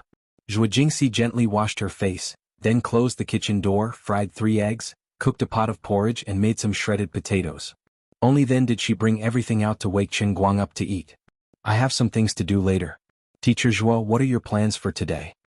Qin Guang, who was used to eating buns and soy milk, was happy to suddenly have 2 fried eggs to eat early in the morning. Zhuo Jingxi held her chin and thought for a while. I'll catch up on my English. After I go abroad, if I can't make ends meet for the first few months, I'll really need you to support me. Once she accepted this setting and was stripped of her identity as Qin Guang's tutor, the grudge in her heart towards the teacher-student relationship unknowingly disappeared. Although she was a little shy when she said this, she didn't try to avoid it. Qin Guang thought for a while. What if I have the opportunity to not leave the laboratory? Zhuo Jingxi heard this and was happy at first, but then she shook her head. You don't believe me? Zhuo Jingxi continued to shake her head. It's not that I don't believe it. It's just that I'm a little disappointed with the current situation of domestic scientific research. Even if the school changes its decision, I still want to go out and explore. In layman's terms, the world is so big and I want to see it. Haha, I'll just take it as a way to relax and also as a way to study. In the past, I couldn't let go of the laboratory and I didn't have money. Isn't this just right? It's a rare opportunity. As she said this, she looked at Qin Guang a little embarrassedly. When she realized that she was really prepared to accept his sponsorship, without any psychological barriers, even she felt that it was unbelievable. If that's the case, that's good. Qin Guang didn't comment.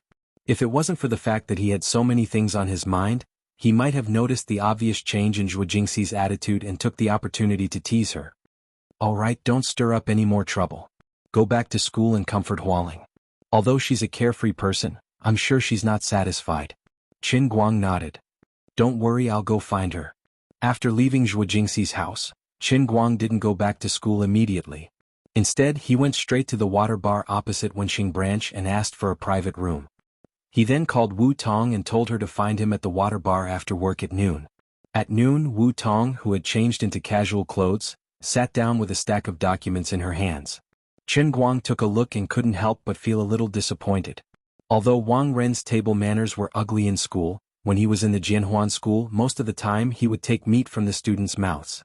He said that it was corruption, but this kind of thing usually didn't leave any substantial evidence. It wasn't until after he went to the School of Chemical Engineering that the equipment purchase orders for the School of Chemical Engineering showed a relatively high price in the past few months.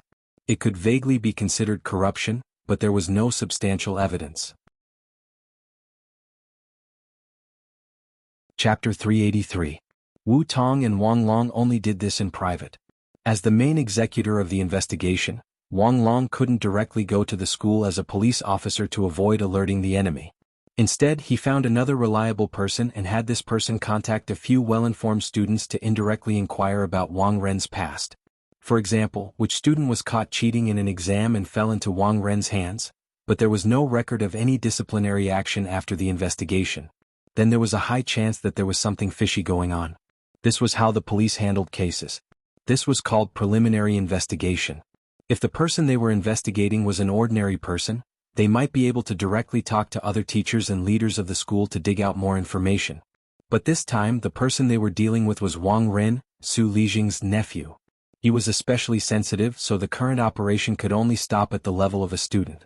However, Qin Guang was a well-informed fellow. In the past, he had never sorted out Wang Ren's matters in his heart. But when he came here today, he started to recall as he looked. At the same time, he took a piece of paper and added to it. Unknowingly, the pile of evidence that Wu Tong had painstakingly organized was more like gossip than evidence, completely destroyed by the stuff that Qin Guang had dug out of his head. Looking at the 2 pages of paper that he had written densely, Lord Guang looked at Wu Tong with a meaningful gaze. Believe me, I'm really a cute little boy. I'm definitely not a gossipy person. Do you think I'll believe you? Isn't your university a little too much? Are you there to study or to be a gossip collector? Wang Long indirectly asked at least 8 people for information, and everything he collected is here. But you know everything and even added 2 more pages for me. Just how much gossip is in your head? Wu Tong was almost defeated by him. Poor comrade Wang Long did all his work for nothing. If you're so capable, you should have said so earlier. Qin Guang scratched his head. No, brother Wang's work isn't for nothing. It can help me inspire ideas. That's right. Wu Tong poked his head. Save it. You're still trying to inspire me? Besides, the quantity of these things is far from enough. The lab equipment suppliers who had bribed him with money were the real deal, but they weren't easy to deal with. Look, these purchase prices look a little suspicious. If you think about it carefully, there is indeed something behind it. But isn't this the unspoken rule of the industry? These suppliers were also very cunning. They were all experts, and they would not easily leave behind any evidence that could be used against them. Sigh, my head hurts. Unless we can sow discord between us and let one or a few suppliers take the initiative to jump out as witnesses. Wu Tong rolled her eyes at him. Have you watched too many movies? What stain witnesses? How can other people still do business? Qin Guang smiled confidently. Why would I still want to do business? I'll buy him. You can do that? Wu Tong's eyes widened. Qin Guang nodded. Why not? The people who sold the equipment were just distributors, not the manufacturers. Some of them had the label of a general agent, but to put it bluntly, it was just an empty shell. I bought it in one bite and then found the salesperson who was in contact with Wang Ren at that time. Isn't this irrefutable evidence? Where did you get the money? Even if it was an empty shell, other people wouldn't just sell it, right? It should be at least a few million, right? Also, even if you really bought someone else's company, you wouldn't have any evidence against them. Who would want to find trouble with Su Lijing? That's right. I'll think of another way later. Qin Guang looked at the entire list of lab equipment distributors in Wu Tong's file and pondered. He did not comment on Wu Tong's opinion. Using normal methods, he might not be able to pry open the mouths of those suppliers. But since Qin Guang wanted to do it this time, he had to see it through to the end. He suddenly remembered something and said, there is another person.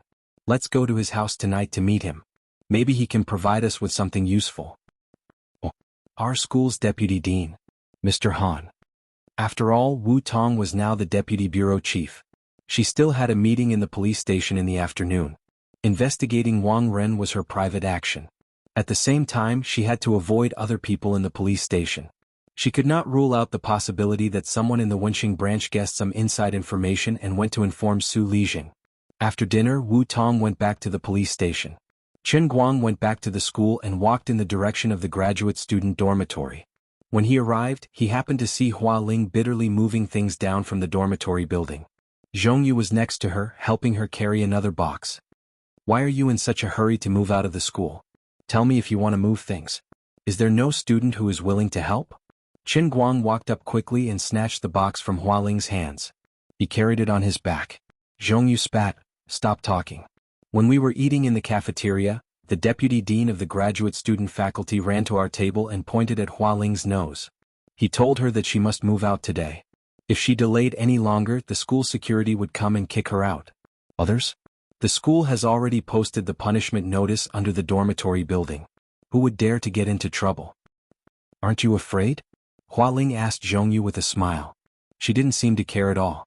Zhongyu shrugged. What am I afraid of? Anyway, I've already been detained.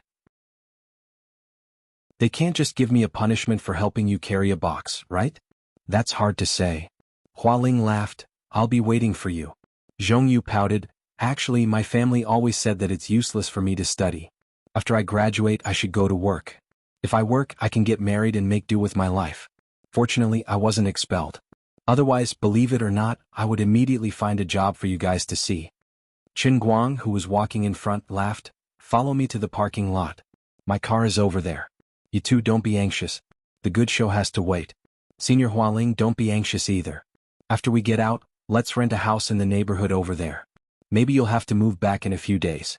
Don't say that you don't want to study anymore.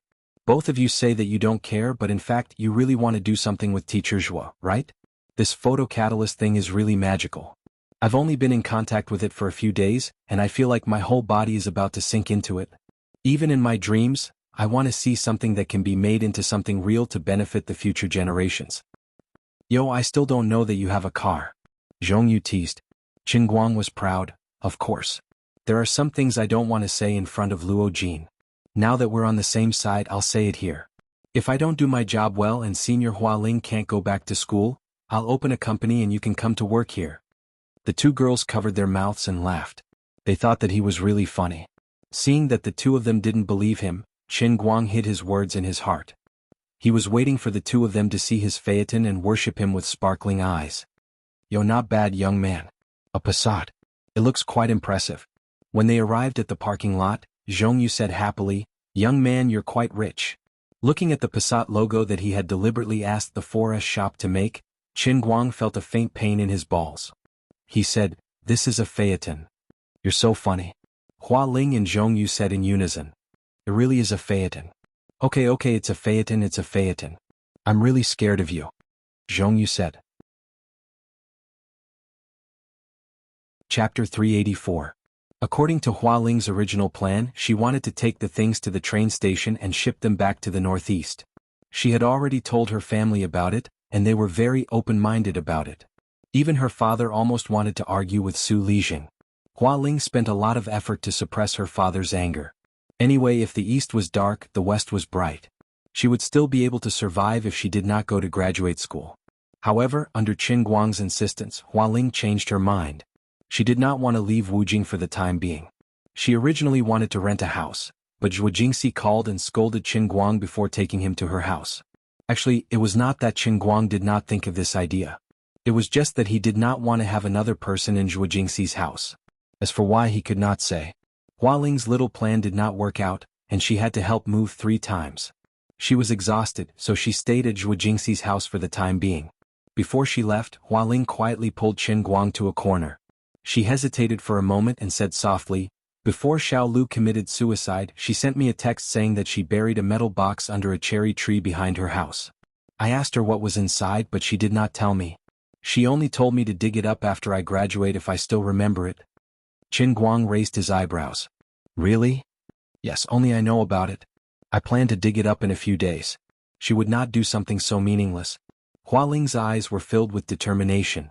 Qin Guang frowned slightly, trying to guess what the girl named Ding Lu was feeling at that time.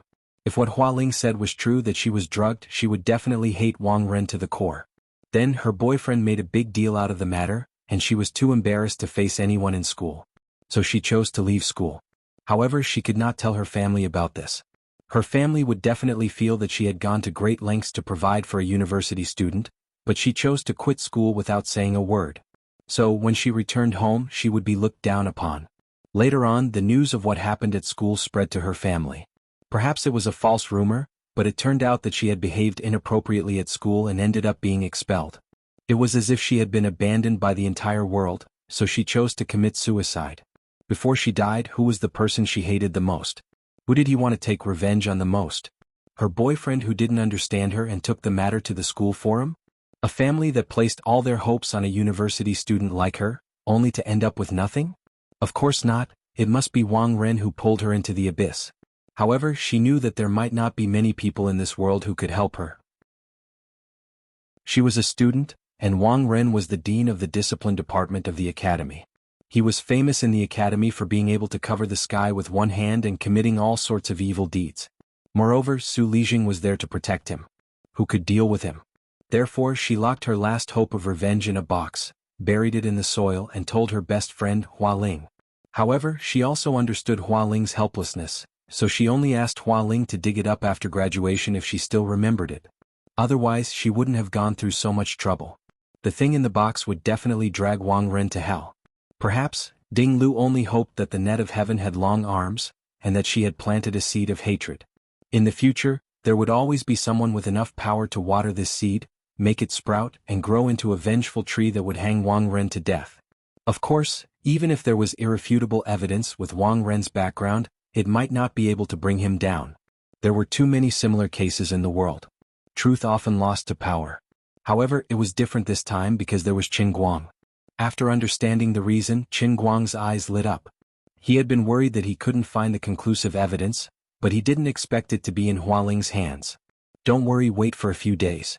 I'll go with you to Ding Lu's house and I'll try to keep your status as a student," Qin Guang said. Hua Ling waved her hand. "I know you're considerate, but forget it. That's Su Lijing we're talking about. In fact, if it weren't for this incident, I would have kept Xiao Lu's secret in my heart for the rest of my life, and never cared about that iron box. I'm not that noble of a person." "Don't say that, you're already very brave," Qin Guang laughed. "What are you two whispering about? Are you going to have dinner together again?" At this time Zhongyu came over. Qin Guang shook his head. "No, I have something to do and have to go back to school. By the way, is there a piano in school?" "Piano? Why are you asking?"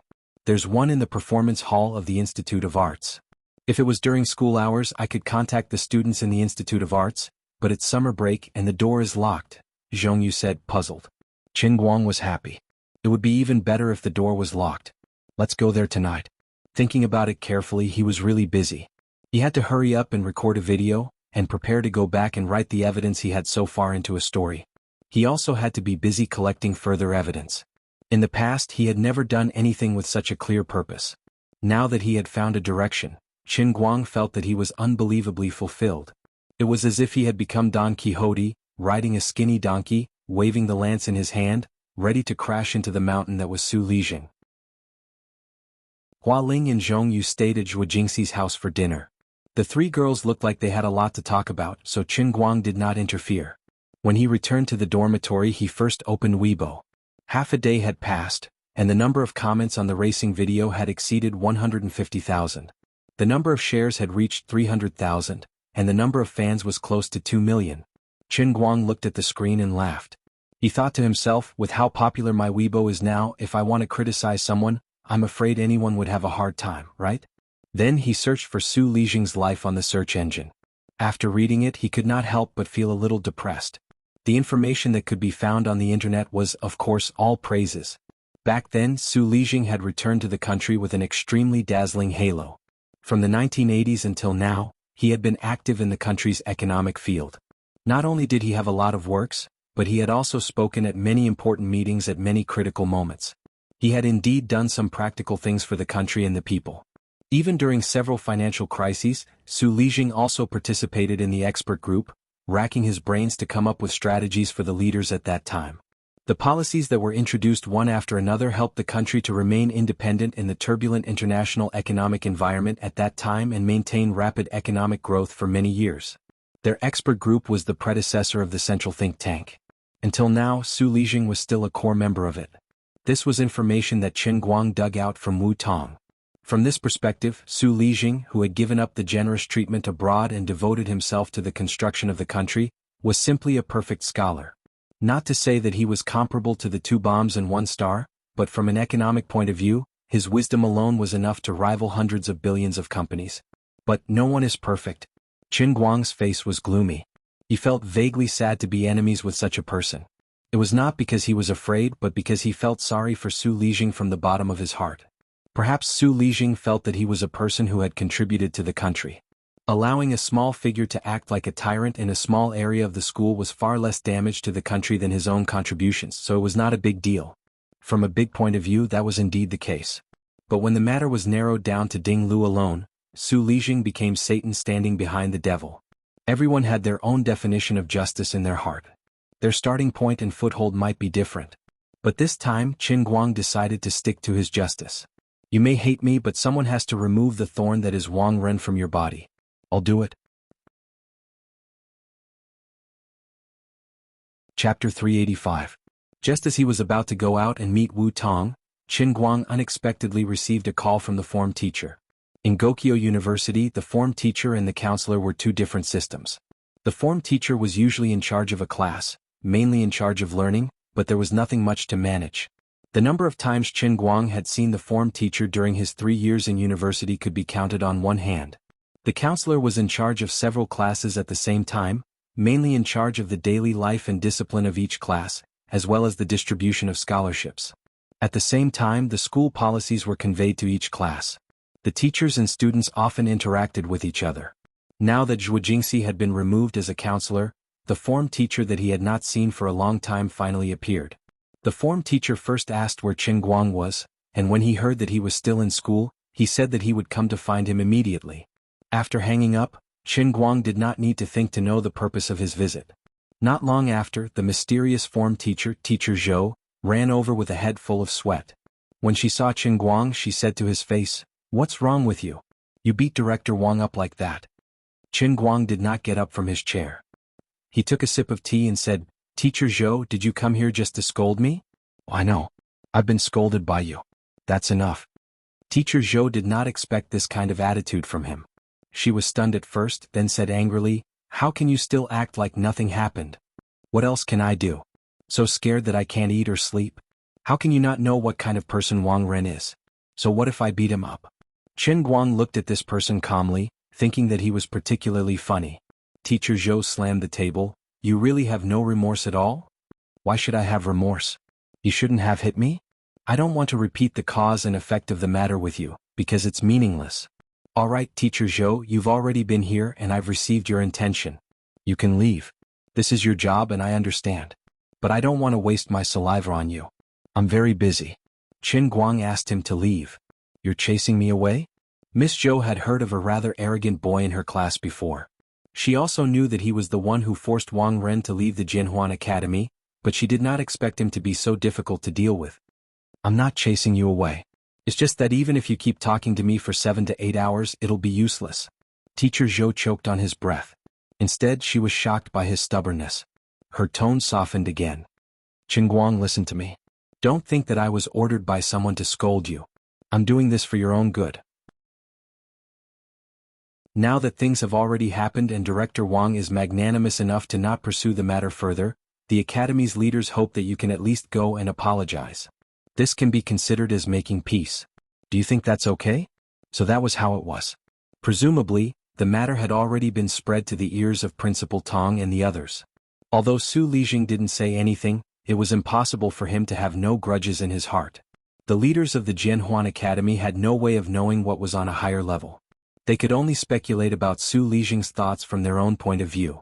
Hence, Dean Tong had a huge headache. Vice Dean Deng, who was originally on the same side as Wang Ren, had no way of not doing something. Principal Tong was extremely distressed.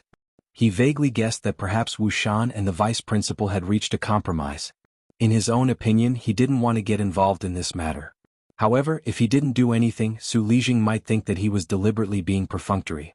After all, last time when Wang Ren left the Jinhuan Academy, Su Lijing gave him enough face and approved of his decision. However, at that time Wang Ren only moved to another place. It wasn't like this time where he was sent to the hospital. This time he had to do something. He couldn't do nothing, but he also couldn't be biased towards either side. Otherwise, he would get himself into trouble. Principal Tong thought hard for a long time and came up with a good plan. He might as well be the peacemaker and persuade Qin Guang to apologize to Wang Ren. Then this matter would be completely suppressed. As for the other people who were implicated because of this matter, he couldn't protect them even if he wanted to. Even old lady Shu couldn't protect them, so he was also powerless. As the principal, there were some things that he couldn't say clearly. He let Teacher Zhou, the teacher in charge of Qin Guang's class, do it for him. Unfortunately, he couldn't tell Teacher Zhou that Qin Guang had Wu Shan as his backing. Teacher Zhou had to be more careful when talking to him. Wasn't that a little too much? Therefore, Teacher Zhou couldn't completely understand Principal Tong's meaning. She still used that condescending tone to talk to Qin Guang. The conversation broke down the moment they met. Regarding Teacher Zhou's suggestion, Qin Guang said straightforwardly, "Apologize? Save it. I think he deserved to be beaten. Even if he beat me, I'm not interested in apologizing." How can you be like this? We are doing this for your own good. There are some things that I shouldn't say. But as for Vice Principal Su, in short, if you can go and apologize, it will be a good thing for you and the academy. Why don't you listen to my advice? Isn't it just an apology? It's just saying a few words. Is it that hard? If others don't pursue this matter, can't you give them a way out? Glancing at Mr. Zhou, Qin Guang instantly understood what was going on. Yes, they didn't pursue this matter. Teacher Zhou, Senior Zhongyu and Senior Hualing, you know about it, right? Then tell me I was the one who beat him up. They didn't pursue this matter, but they punished other unrelated people. What's the meaning of this? What? Qin Guang asked. Teacher Zhou was stumped by his question. What? Yes, why? Qin Guang looked at Teacher Zhou with a smile. Forget it, let me remind you. Wang Ren has Su Lijing to back him up. I also have someone to back me up, so they didn't do anything to me. Teacher Zhou, you have to be more respectful when you speak to me. Qin Guang had pointed it out himself. Teacher Zhou was embarrassed. He couldn't continue with the harsh words and neither could the soft ones. Seeing his awkward expression, Qin Guang was not in the mood to waste time with him. He rolled his eyes and said, "Okay, I'll apologize to Director Wang tomorrow or the day after." Teacher Zhou was overjoyed. She did not expect that there would be a glimmer of hope. Really? Qin Guang nodded. Really? But I don't know where Director Wang's ward is. I'll have to trouble Teacher Zhou to tell me. Teacher Zhou happily wrote a note to Qin Guang. She thought for a moment and said, I'll go with you. It'll be more sincere. Qin Guang took the note and looked at Teacher Zhou meaningfully. Forget it. I'll go by myself. What are you going to do? Teacher Zhou vaguely felt that something was wrong. Qin Guang grinned. Apologize. His smile was exceptionally bright and full of sincerity. Teacher Zhou's mind was in a mess when he left. He always felt that he might have caused trouble. However, Qin Guang insisted that he was going to apologize, leaving him speechless. Poor comrade little Zhou. He even began to hesitate whether he should quickly inform Director Tong and let the hospital arrange for Wang Ren to hide in another ward. What kind of mess was this? On the other side, Qin Guang and Wu Tong, who had just gotten off work, went to Deputy Director Han's neighborhood. Old Lady Shu asked Qin Guang to look for Deputy Director Han, but she did not want little Han, who had no real power, to be dragged into this mess. Therefore it was better to go directly to his house to talk face to face. Qin Guang was also a repeat customer of this neighborhood. Wu Tong's memory was also good. When she stopped the car, she clapped her hands. It seems that when we met by this river you helped me catch a thief? Why did you come here that day? Qin Guang's mouth twitched. He recalled the youth under the sunset, the medieval knight armor that he almost suffocated to death, and Comrade Old Han's broken gong-like voice. The memory was full of bitterness. It's a long story. Chapter 386. Vice President Han didn't let the two of them enter the community. Instead, he ran out sneakily and pulled the two of them to a pavilion in the park by the river to sit down and chat. He was indeed very afraid of Su Lijing. He was not the only teacher of Gokyo University in this community. He was afraid of being seen by others. Qin Guang, don't laugh at me. I can't help it. If I were 20 years younger I would stand out and testify with you, but now, Old Han said with some shame. Qin Guang interrupted him. Vice President Han, don't say that. I understand. I am very grateful that you are willing to give me these things. In Qin Guang's hand was a list of names. There were not many names, just a few people. But it was different from the list that Qin Guang had sorted out himself. It was full of young female staff who had come in and out of the college over the years. About half of the students, including Qin Guang, knew about it. After all, Wang Ren was arrogant. He didn't avoid eating breakfast in a small shop outside the school. However, there were still 2 or 3 people outside of the students' rumors, but these weren't important. You could say that there was a problem with his lifestyle, but this didn't matter. What was truly important was the name placed at the very top, the one that Vice Dean Han had deliberately bolded in black. Guoming, Fatty Wang's former director of the discipline department. When Guoming was the director, Fatty Wang was just an officer who had just been transferred to the college to participate in the administrative management. He had just left the ranks of the school police. At that time, Qin Guang had not yet entered the school, so he didn't know these things.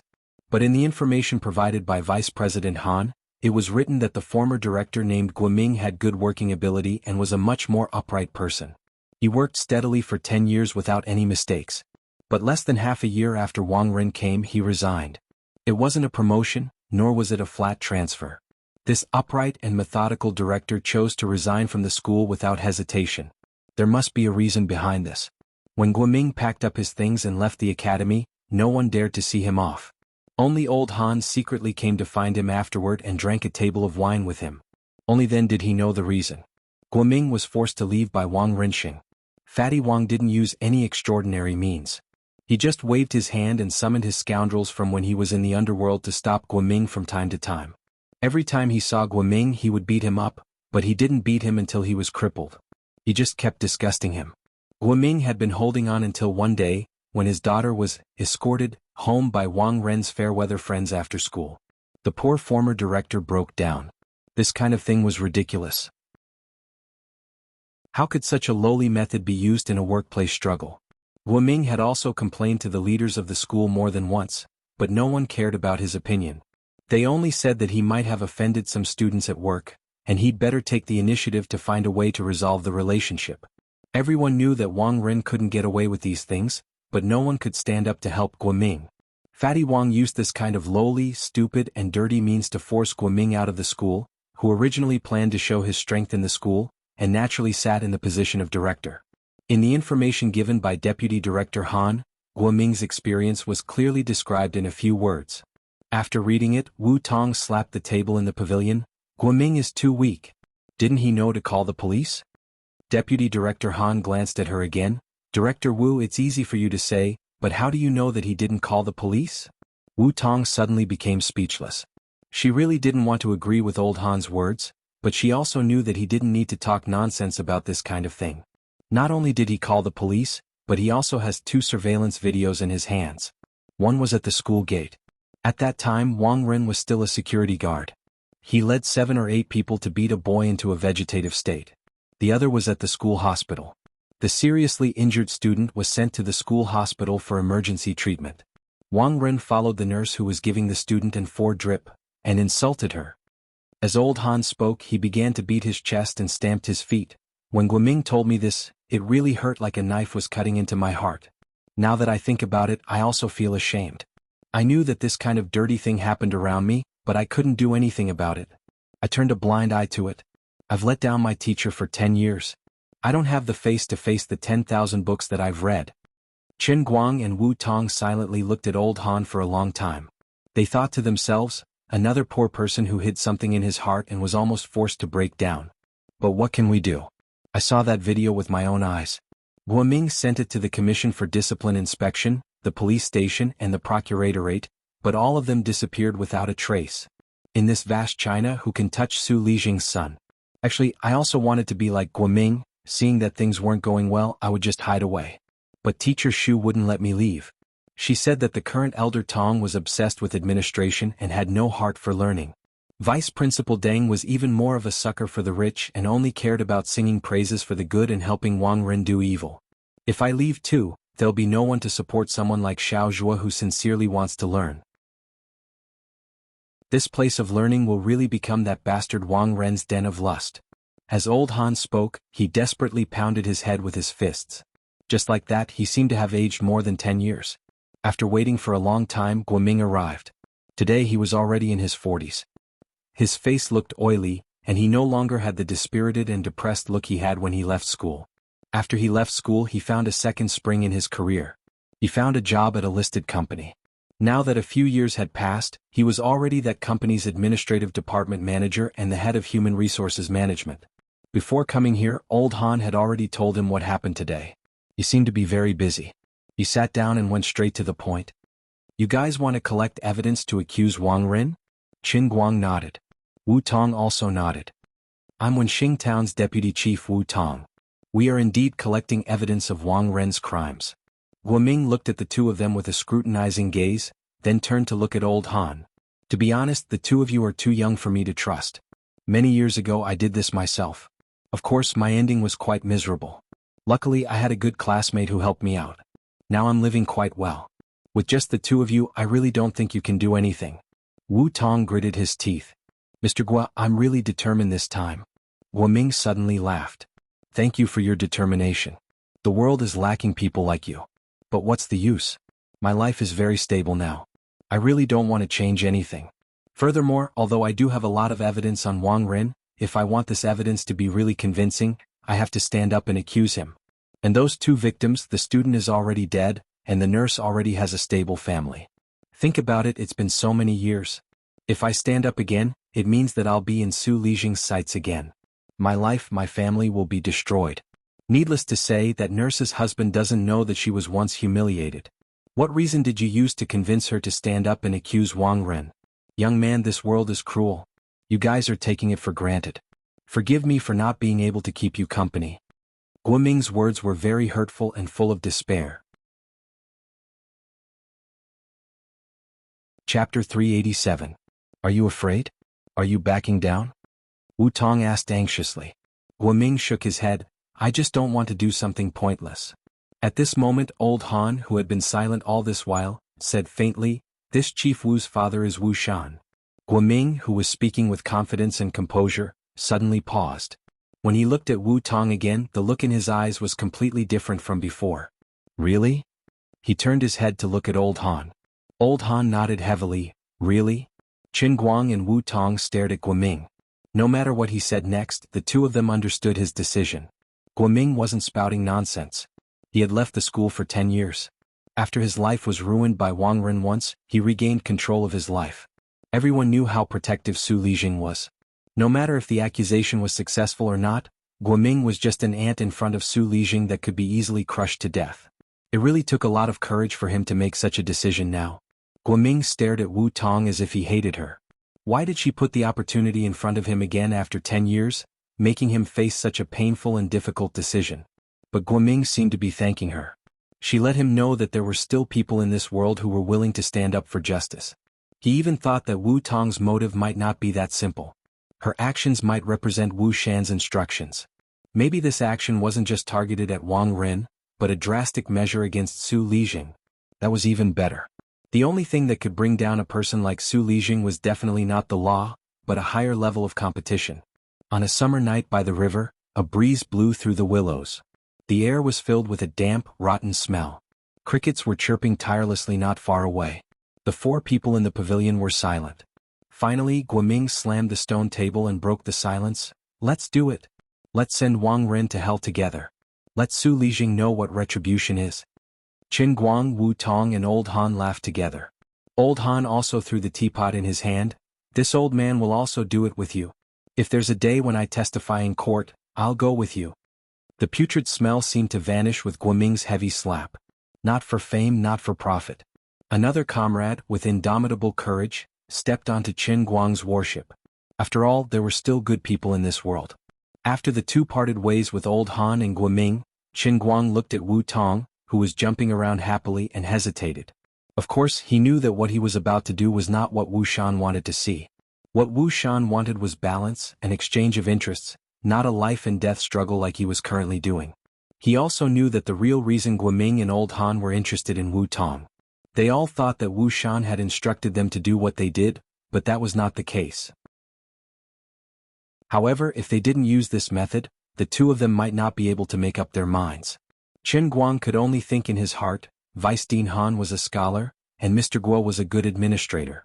If this matter really ruined their futures, even if he had to start a company in the future, he would have to help them make up for their futures. This might be difficult, but it was not a castle in the air. Wu Tong didn't go back to Wenxing Town with him, and even invited him to stay at her house in Wujing City for a night. Although Qin Guang was tempted, he still didn't agree. On one hand, he was in a hurry to go back to school to record the piano performance video, and on the other hand he knew that if he went to her house, he would not be able to escape Wu Shan's call. It wasn't that Qin Guang was afraid of Wu Shan, but he didn't want to accept his so-called exchange of interests and balance theory. People with different principles couldn't make plans together. Wu Tong and Wu Shan still had a father-daughter relationship, and Qin Guang and Wu Shan weren't that familiar and important to each other, so he didn't want to accept his education. Driving Wu Tong's car back to school, Qin Guang first went back to the dorm to get a mask, and then went straight to the Art Institute building.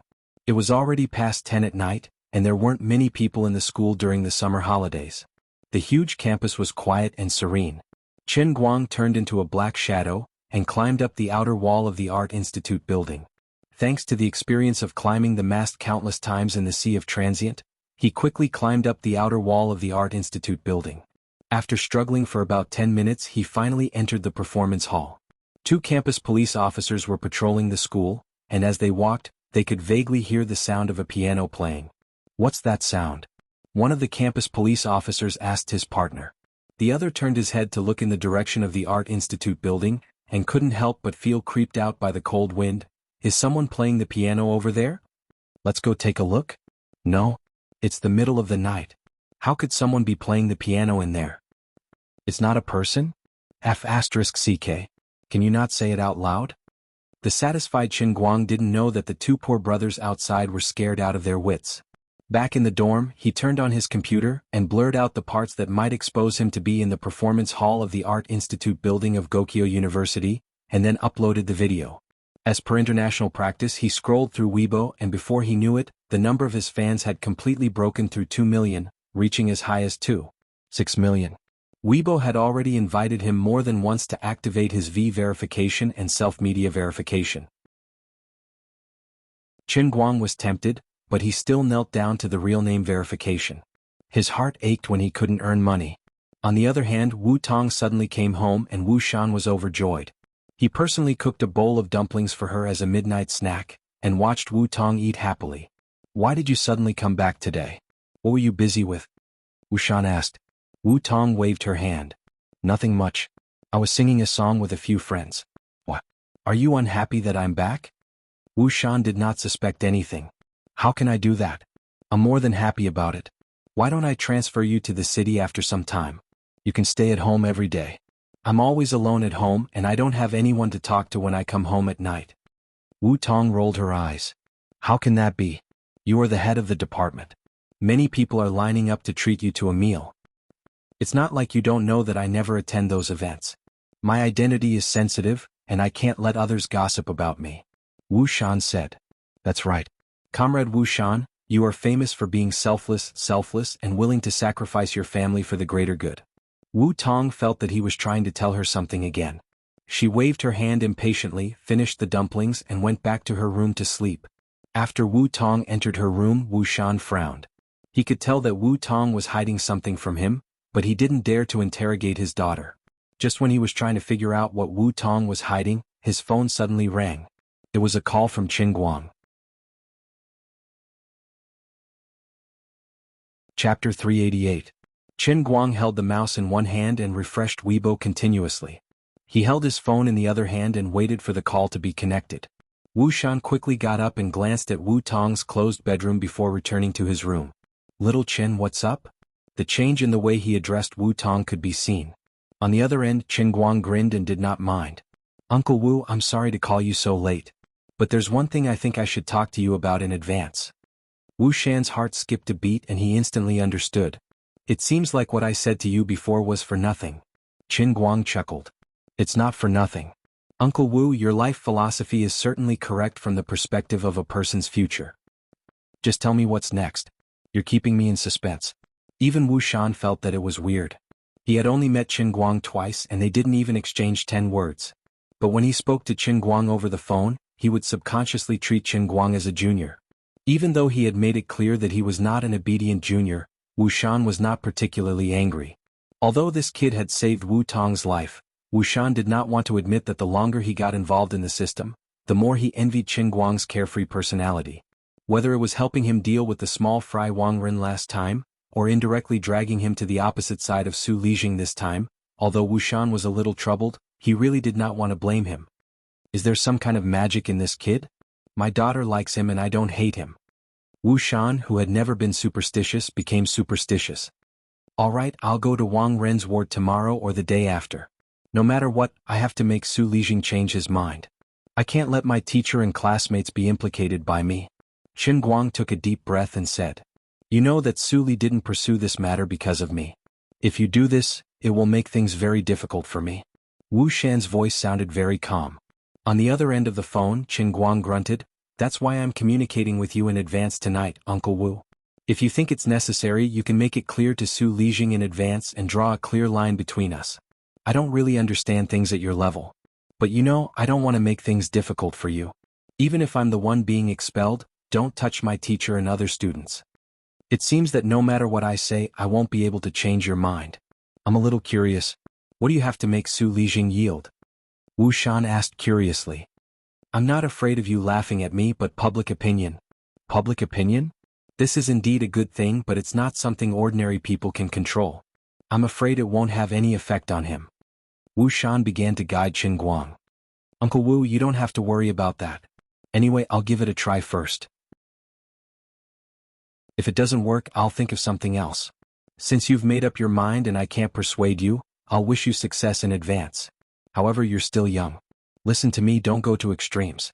As for the impact this might have on me, you don't have to care about it. It's already happened anyway. Besides, since I've already protected you, of course, I won't go back on my word. This isn't just your fault. If I'm too weak, won't Su Lijing look down on me for no reason? Wu Shan recalled Qin Guang's true abilities. Although he did not know how he did it back then, it was true that he had single-handedly killed all the tyrannical bandits with Shurjiu's strength. Such a person was equivalent to a huge time bomb. If he was really forced into a dead end, the consequences would be extremely serious. When Wu Shan said this, he looked in the direction of Wu Tong's bedroom. He really did not want to have to personally order the arrest of Qin Guang one day. Qin Guang grunted and hung up the phone. He lay back on the chair and pondered. Qin Guang did not know what Wu Shan would do. Deep down in his heart, he did not want Wu Shan to communicate with Su Lijing again. However, this idea seemed a little too selfish. He could not help but think that perhaps Wu Shan was right. Perhaps he really did not need to be so anxious. However, would retreating be useful? Would enduring make one live a happier life? Not necessarily. Back then, when the family's hot pot restaurant had an accident, old man endured it like this. However, the result that awaited the whole family was a hasty court judgment. They shouldered all the responsibility and were back to square one.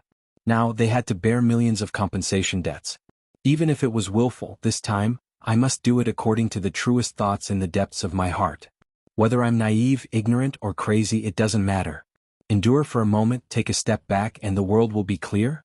However, even if he endured Wang Ren and Su Lijing this time, the next time there would be Zhao Ren and Chen Lijing. He would have to be like a tortoise, hiding in its shell and living in fear for the rest of his life. What was the point of that? The next morning, just as dawn broke, Qin Guang received a call from Wu Tong. She said that she was already waiting for him downstairs. Wu Tong looked apologetic. I don't know what's wrong with the bureau. They suddenly gave me an urgent mission. I have to go to another province to arrest. Oh, this is a secret mission. I almost let it slip. Qin Guang understood, but his face did not reveal any flaws. It's fine. Work is more important and cannot be delayed. You go to your work first. I'll run around alone for the next few days. We can work together when you come back. A few days won't make much of a difference. Wu Tong grunted and took her car keys and left in a hurry. Looking at her silhouette, Qin Guang felt that Wu Shan had done something in the end, and sending Wu Tong away was the right decision. He was afraid that before the dust settled on Wang Ren and Su Lijing, she would not be able to come back. Sigh, if old Han and Guoming's determination was shaken because of this, there was nothing he could do.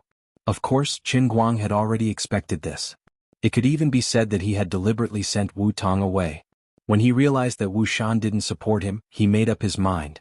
He didn't want to leave an impression on Wu Shan, as if he had deliberately dragged Wu Tong into this matter. Qin Guang did not want to use Wu Tong. His previous decision was thoughtless. If he went alone, he could leave some space between Wu Shan and Su Lijing. If he really dragged Wu Tong into this, he was afraid that the two of them would really fight to the death. No matter what the final outcome was, Wu Shan would definitely be troubled. Qin Guang did not want to be ungrateful and make himself look despicable for no reason. It did not matter that Wu Tong left. Guoming had sent the two most crucial videos last night. Together with the things Ding Lu hid in the box, it might be enough. Driving a phaeton into the city, Qin Guang first called Wang Qing and asked him to find a few people to go with him. Qin Guang's plan was very simple. If he wanted to use the conventional way to make those companies that sold experimental equipment hand over the evidence of bribery, it would be impossible. As for buying the company, it was just a joke. If he really bought someone else, it would not leave any evidence. Therefore, he had to use some unorthodox methods. Last time, Zhong Bai said that Wang Qing's family was very capable. Wouldn't it be stupid not to use the resources? However, Wang Qing came in person and brought a few big brothers who were obviously big shots in the underworld. When the two sides met, Wang Qing introduced them one by one. He did not boast about these people, but in short, no matter where they went, both the underworld and the underworld had to give them some face. On the other hand, Qin Guang felt embarrassed, while Wang Qing laughed it off. He only said that when those uncles heard that he needed them to support him, they were too embarrassed to send their subordinates over. Hence, they decided to come personally. The most important thing to support was nothing more than face. Anyway, everyone had nothing to do, so the face of the old guy was certainly the most useful. Therefore, Qin Guang and Wang Qing wandered around the city for a whole day with this luxurious lineup that had not been seen in Wujing City for 10 years. They went to 8 companies in one breath. The super luxurious lineup was really useful. After a whole day, Qin Guang did not spend much effort to get copies or originals of checks, transfer records, and call recordings. Chapter 389. These things were the most solid evidence. Generally, experienced purchasing managers would not leave behind so many pieces of evidence. It was Wang Ren's fault. When he was in the Jinhuan school, he was used to bullying the students.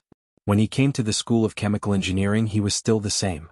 He was arrogant, fearless, and did not take these suppliers seriously.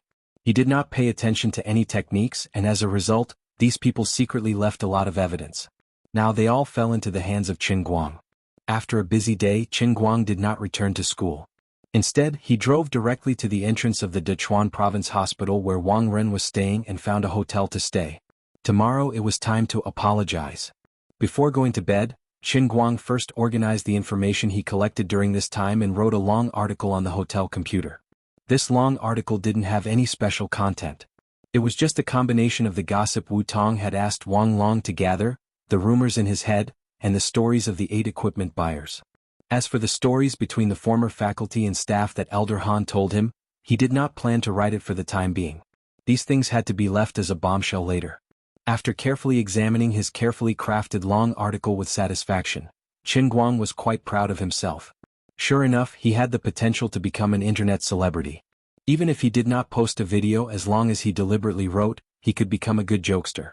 This long article, aside from the fact that most of the names were pseudonyms, was written vividly and vividly. Once it was published, it would definitely cause a surge of emotions and anger. It perfectly described the image of a scoundrel who mingled in the holy land of the school. The next morning when Qin Guang woke up, he first posted a seemingly brainless sentence on the Weibo of Almighty Superman. Wang Wu is too good, the benevolent are not benevolent. At this time, the total number of fans on his Weibo was close to 4 million. In the video of his piano performance posted the day before yesterday, he wore a mask and challenged the top 10 internationally renowned difficult songs one by one. His performance was so accurate that it made people's hair stand on end, and it completely shocked everyone's ears. At first, when the video was heard by people who didn't know much about music, they might think, "Oh, this almighty Superman is amazing. He can even play the piano." But when a true professional carefully examined each of his songs, compared them one by one, and conducted an in-depth analysis, the world knew how amazing he was. There were thousands of people who could play the piano, but there was almost no one who could play the 10 most difficult songs in one go without cramping up their hands.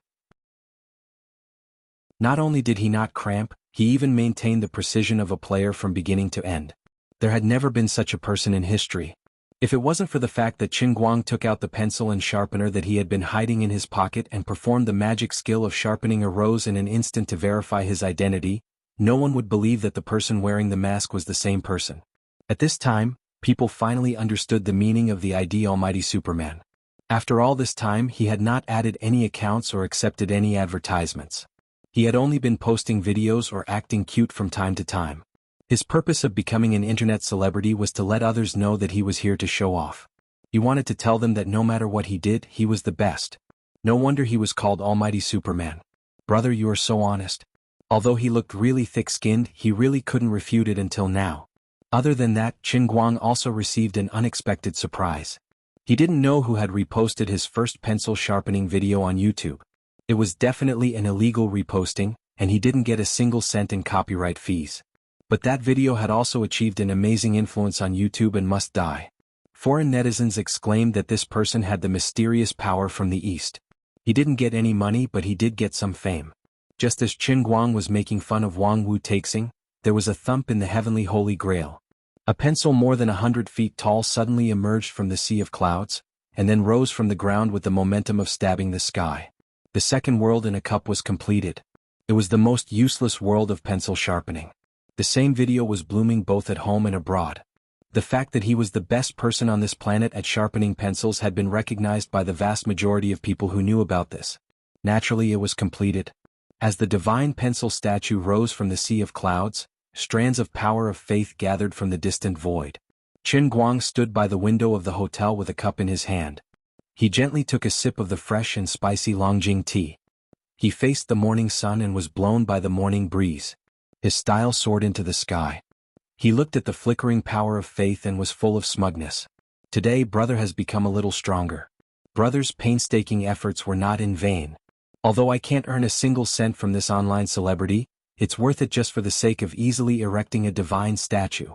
He drank another mouthful of water and entered the world in a cup. When he stood in the sea of clouds, he saw Liuli moving around the Ao Tua statue and the pencil statue. He saw that she was wrapped in fog, flying up and down, very busy. Lord Liuli, I'm pretty awesome, right? I erected your divine statue while lying down. How are you going to reward me? Qin Guang was in a good mood and said happily. Unexpectedly, Liuli glared at him fiercely from high up in the sky. You still have the cheek to say that? Look at the second divine statue yourself. What the hell did you erect? Qin Guang was speechless. It's a pencil. Is there a problem? Idiot. Look clearly at the difference between the two divine statues yourself. If I were you, I'd find a piece of tofu and knock myself to death. What a disgrace. He didn't know what she was busy with, but she spoke as if she was shooting a gun. It was as if speaking one more sentence was tiring. Qin Guang could only look at it himself. Sure enough, it was extremely painful. It turned out that the power of faith attached to the divine pencil statue was really small and thin. Compared to the alto statue, it was very persistent. This was not surprising. There were not many people in the world who would deliberately practice sharpening pencils. It was even rarer to think of who was the best pencil sharpener in history. It was only because his video had some influence that he more or less got some power of faith. However, it probably didn't even reach 10 million people. Apart from that, these people's worship of his pencil sharpening skills was far less than their worship of the god of racing. The power of faith produced by the two, be it in quality or quantity, was completely different. Your second divine statue is filled with water. What's the use of having a basket? The power of faith isn't even 1,000th of the previous one. You're cheating me, right? Lord Lioli, who felt that she had been fooled, glared at him from afar in annoyance. Then she ignored him and waved her hand again, forcing him out of the cup. Qin Guang was also embarrassed. How can you blame me for this? A mosquito's leg isn't meat? It's clearly you who gave it. The cup is too weak. Come to think of it, seeing how busy she was, he couldn't help but feel uneasy. Forget it, what will come sooner or later. No matter what she's doing, it won't kill me, right? He went out and went downstairs. He printed the long article he wrote last night into a book and made a few copies. He held it in his hand and went straight to the provincial hospital. It was time to let Su Lijing know how powerful he was. Even if I'm an ant, as long as the poison is strong, I can still bite you until you swell up. Chapter 390. Xiaodang Xiaoren said you sat in this ward for the whole day yesterday. When did the relationship between you two become this good? How come I didn't know about it? In Wang Ren's ward, a hale and hearty old man was chatting casually as he put the peeled crystal pear that his assistant brought to him into his mouth. He chewed lightly and it was crunchy. This old man was Su Lijing. He was 65 this year, but he didn't look that old. He had a head of short white hair and there weren't many wrinkles on his square face. His eyes were especially cold, unlike the muddy eyes of an ordinary old man. After being asked a simple question, Deng Xinghua, the vice principal of Jinhuan Academy, shivered. He laughed and said, Elder Su, isn't it a holiday? There aren't many things to do in school. I saw that Xiao Wang's injury was quite serious. Since I have nothing to do and I live close to here, I came to see if there was anything I could do to help. So what if I have nothing to do? You, the vice principal, are quite free. Su Lijing glanced at him and didn't say anything else. Deng Xinghua saw that Su Lijing didn't ask any more and he was annoyed. Xiao Zhou already said that Qin Guang was coming to apologize to Wang Ren. If when Qin Guang apologized, a leader of the academy was here to say something, and the words passed from Wang Ren's mouth to Su Lijing's ears, the vice principal would definitely look at him differently. Yesterday he used his thick skin to force old Tong to leave, but he waited for a whole day, and he didn't even see a shadow of him. When he went back to ask, Xiao Zhou almost cried from scolding him, and he said that Qin Guang said it would be tomorrow or the day after. Therefore, Deng Xinghua came early in the morning, and he was even more friendly than Wang Ren's wife. He didn't expect that Qin Guang didn't wait for him, but Su Lijing, the mysterious big shot, also came today. Wang Ren helped Deng Xinghua's real friend to take credit, and he said that Deng Xinghua also stayed in the ward for a whole day yesterday. Dad, brother Deng specially came over to accompany me. Don't say that about him. Wang Ren saw that Deng Xinghua was inexplicably reprimanded, so he quickly spoke up for him. Unexpectedly, Su Lijing's face stiffened. Call me uncle. Deng Xinghua, who was at the side, was extremely embarrassed. This was a secret that everyone in the world knew, but Su Lijing always liked to cover it up. It made him, an outsider, feel very uncomfortable. Oh yes, uncle. By the way, has that Qin Guang been fired yet? Why didn't you tell him to get lost? Wang Ren suddenly said, That bastard. Last time at the Jianhuan Academy, I tolerated him and let him do as he pleased. But this time he beat me up like this. Uncle, you have to help me. Su Lijing's expression turned cold again. Deng Xinghua, who was next to him, also looked at him eagerly.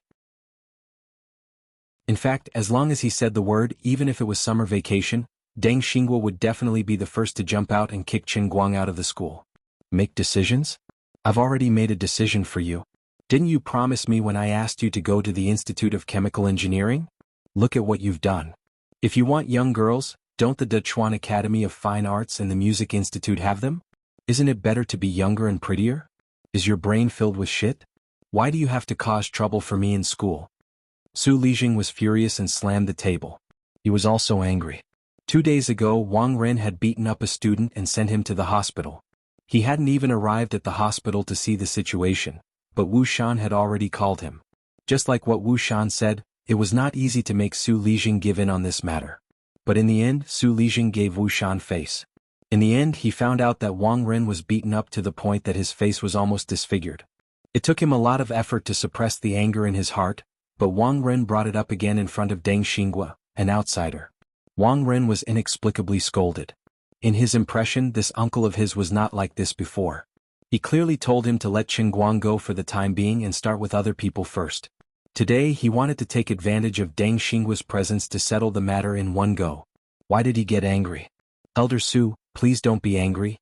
I know about Xiao Wang's matter. It's not like what the rumors say. It's just people who are jealous of his ability to work and spread rumors. Xiao Wang went to the Institute of Chemical Engineering to work diligently.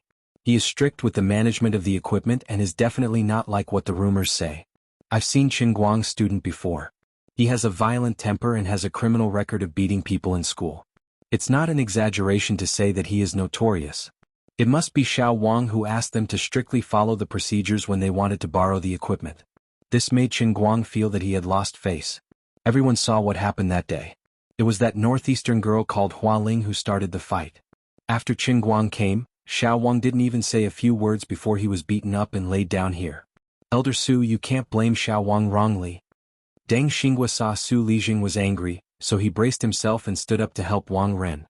He never thought that Su Lijing would really believe it. When Wu Shan negotiated with him, he didn't talk about too many details. Wu Shan didn't care what Wang Ren said or did to Zhongyu.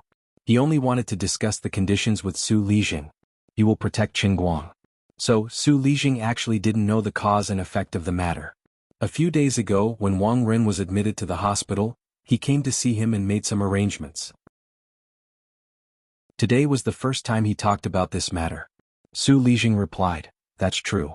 That student called Qingguang was too aggressive. But I have my own plans for this matter. You don't need to ask any more." Deng Xinghua also raised his eyebrows. He didn't expect that Su Lijing would accept his nonsense. "Old man, you really don't know what's going on.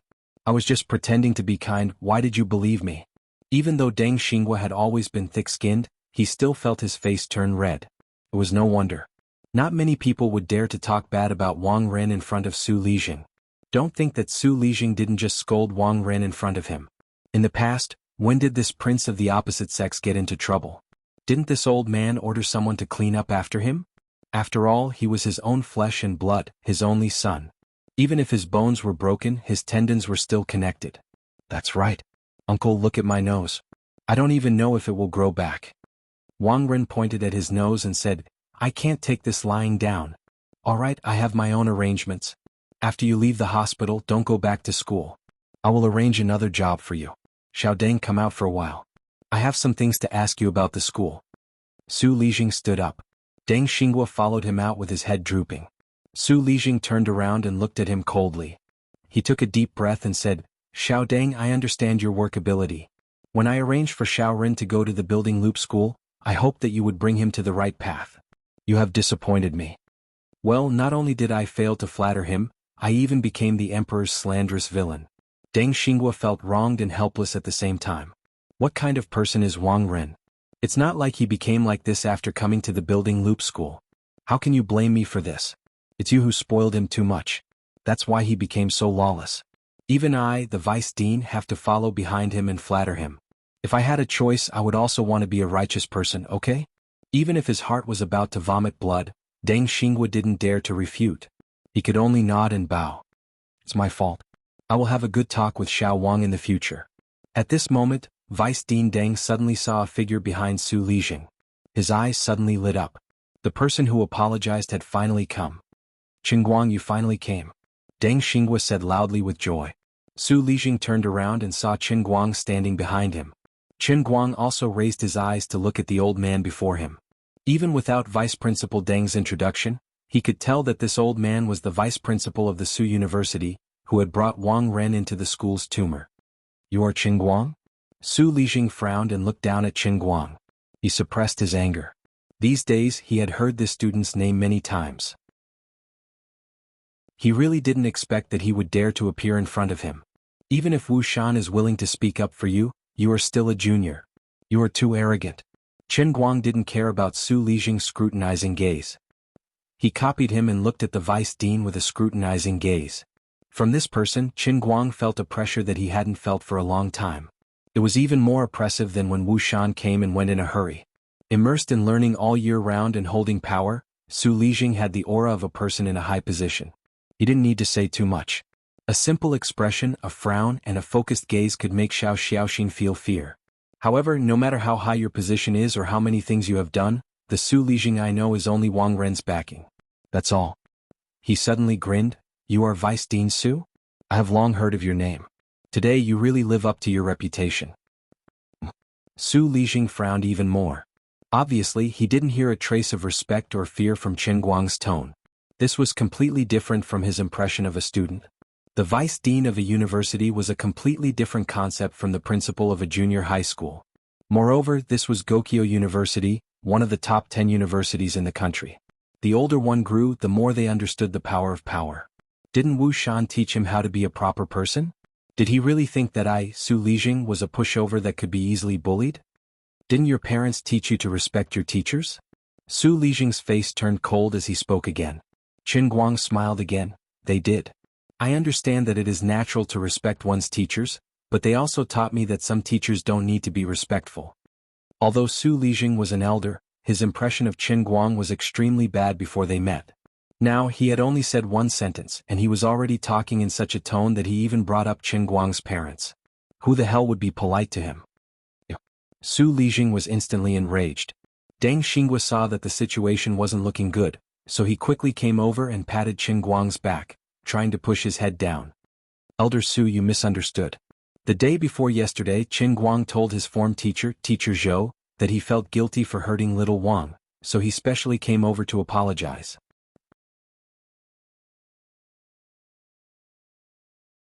Chapter 391. He's here to apologize? Su Lijing, who was about to lose his temper, raised his eyebrows and looked at Chen Guang's dissatisfied face. He doesn't look like he's going to apologize. Deng Xinghua pressed twice, but Chen Guang's head didn't move. Deputy Dean Deng, let go. You can't press my head down.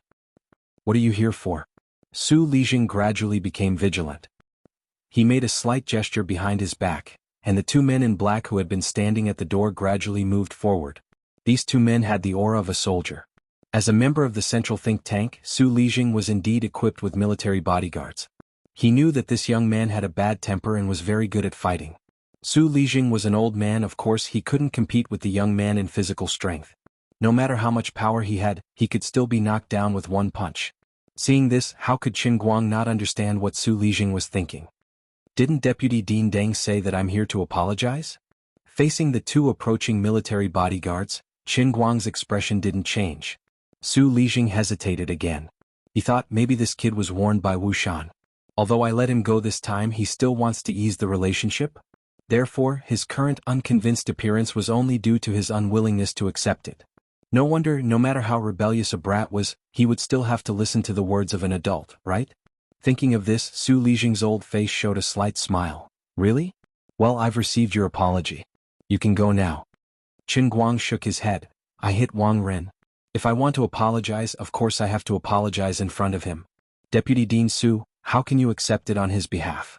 I didn't even convey my sincerity. It's the same if you convey it to me. You can go now. No matter what, Chen Guang insisted on entering the ward. Su Lijing began to be vigilant. Could it be that this kid wanted to break into the ward and hurt Wang Ren? In fact, Su Lijing guessed wrong. Although Chen Guang wanted to strangle Wang Ren, he was not stupid. He knew what awaited him if he really did that. He had to go in because he had to tell Wang Ren and Su Lijing about what he had in his hands. That was the best way to achieve the best effect. At this time, Deng Xinghua also realized that the situation was not right. In his heart he was cursing little Zhou to death. King managed to convince me? CK, if you haven't settled it, you should have told me earlier. Why did I get involved in this mess? Am I not asking for trouble? Deng Xinghua grabbed Chen Guang's hand from the side and tried to pull him away. Chen Guang, are you done? Elder Su asked you to leave, so why aren't you leaving? Qin Guang turned his head and looked at Deng Xinghua.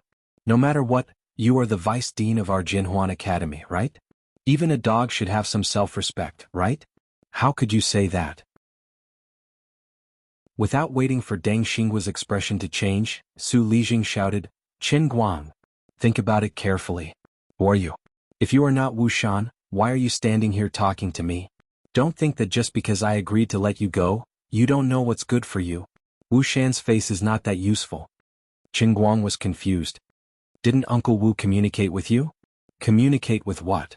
This time it was Su Lijing's turn to be confused. Qin Guang suddenly understood. For a moment he didn't know what to think. He thought that after Wu Shan heard his statement he would immediately contact Su Lijing to clear his name, but in the end he didn't do anything. Forget it. You have already apologized. You can leave now. Su Lijing waved his hand and ordered them to leave. The two military bodyguards understood and suddenly rushed forward. They each reached out and wanted to grab Qin Guang's shoulders and throw him out. Qin Guang hadn't achieved his goal today. How could he throw him away so easily? He originally wanted to talk nicely, but he didn't expect that he still had to fight. After stuffing the printed books into his trouser pocket, Qin Guang immediately made his move. His left and right fists punched the chest of the two military bodyguards at the same time. The two of them were quiet and didn't show their abilities. However, since they were sent to be Su Lijing's bodyguards, they obviously had some real skills. The two of them looked disdainful. They didn't dodge, but both of them locked their hands in front of them. They planned to grab Qin Guang's fists. However, they didn't expect a huge force to come. How could the two of them hold Qin Guang's arms? Qin Guang's fist shook off the two's hands and landed on their chests. The two of them let out a muffled groan. They felt that their chests were so tight that the air in their lungs was almost sucked out by Qin Guang's punch. The two of them retreated at the same time and hit the wall of the hospital. The two professional soldiers endured the discomfort in their bodies and immediately wanted to grab their guns. Su Lijing saw that the situation wasn't looking good and quickly shouted, Enough! Stop! He was very clear about the standards of his two bodyguards. They weren't just there for show. They were the real elites. However, under Qin Guang's fists, the two elite bodyguards couldn't even withstand a single move. They were both knocked back with a muffled groan. This was a junior that Wu Shan thought highly of. He didn't even hesitate to fall out with Su Lijing because of this person. Although Wu Shan said that this person was a friend of his daughter, Wu Tong, Su Lijing, who was also in a high position, didn't believe Wu Shan's words at all. For your daughter's friend, not your son-in-law, you actually want to fight me to the death. There must be something fishy going on. Only a ghost would believe that. He had long heard that the grandson of a real big shot in the military was studying at Gokyo University. Su Lijing had been asking around for 3 years but to no avail. The big shot in the military hid this matter very well. Now, it seemed that Qin Guang was very likely that person's grandson. Otherwise, there was no reason for Wu Shan to think so highly of him. Wu Shan was even willing to give up his own wife and child. He was definitely not a man of character. He must be plotting something. If Su Lijing had some doubts before, now that he saw Qin Guang force the two bodyguards to retreat and recalled his arrogant attitude from the beginning, how could Su Lijing not panic? He remembered something else. Right, Su Lijing had heard someone talk about that young man by chance. It was said that he had a great ambition at a young age. He didn't want to be a soldier like his grandfather, nor did he want to be in the economy like his grandfather. Instead, he was especially interested in environmental protection. Gokyo University environmental science major. That's right, it's Qin Guang. No wonder he was a big shot in the academic world. His brain was really good. In a split second, Su Lijing's mind went through countless thoughts. He finally made up his mind. He was so scared that he almost broke out in a cold sweat. He didn't dare to let the two bodyguards pull out their guns. If that person knew that his grandson was being held at gunpoint by his own bodyguards, even 10 Su Lijings wouldn't be enough. Not only did Su Lijing's sudden eruption startle the two bodyguards, but even Qin Guang couldn't react in time. Little Qin. Sure enough, heroes come from the young. Your kung fu really opened this old man's eyes. You're indeed a tiger from a family of generals. Even if you're not a soldier, you must have trained a lot since you were young, right? A person's potential was really forced out. Su Lijing's old body was extremely agile as he stood between Qin Guang and the two bodyguards. His face instantly changed into a bright smile. He patted Qin Guang's shoulder and said with a smile. This sudden change in the situation really made people scratch their heads in confusion. At this moment, Qin Guang's face was also covered in a dumbfounded expression. When he saw the two bodyguards trying to pull out their guns, he became bold and decided to make the first move. He intended to take the two of them down and seize their weapons to cripple their resistance. If there's a need, he would even point a gun at Su Lijing's head to let him know that he's playing with his life today. But in the end, what happened? Did this old guy take the wrong medicine? I originally planned to play with my life on the line. Where did your amiable look come from? Your face-changing technique is so skillful that I can't look straight at it. The world is changing too fast and I can't keep up with the rhythm. What the hell is a tiger from a family of generals? Logically speaking, my dad was indeed a soldier. If the cook squad leader can also be considered a general, then I'm indeed a tiger from a family of generals. Seeing that Qin Guang was stunned, Su Lijing thought that he had guessed correctly and was very proud of himself. In the huge Dechuan province, dozens of people with the same status as him knew that the kid was hiding his identity and studying in Gokyo University. They all racked their brains to dig him out and only hoped that from now on, they would exhaust their wisdom to hug a thigh. But these people all had no way to hug a thigh, and now he had unexpectedly caught him. No wonder this kid was so reckless and fearless. You can indeed be fearless. In the whole country there are not many people who can make you fear. If there are, then most of them must be in Yanjing City. In Wujing City you should be able to do whatever you want. To be able to dig you out from the tens of thousands of students in Gokyo University, Wang Ren's beating was worth it. Vice Principal Su, please excuse me.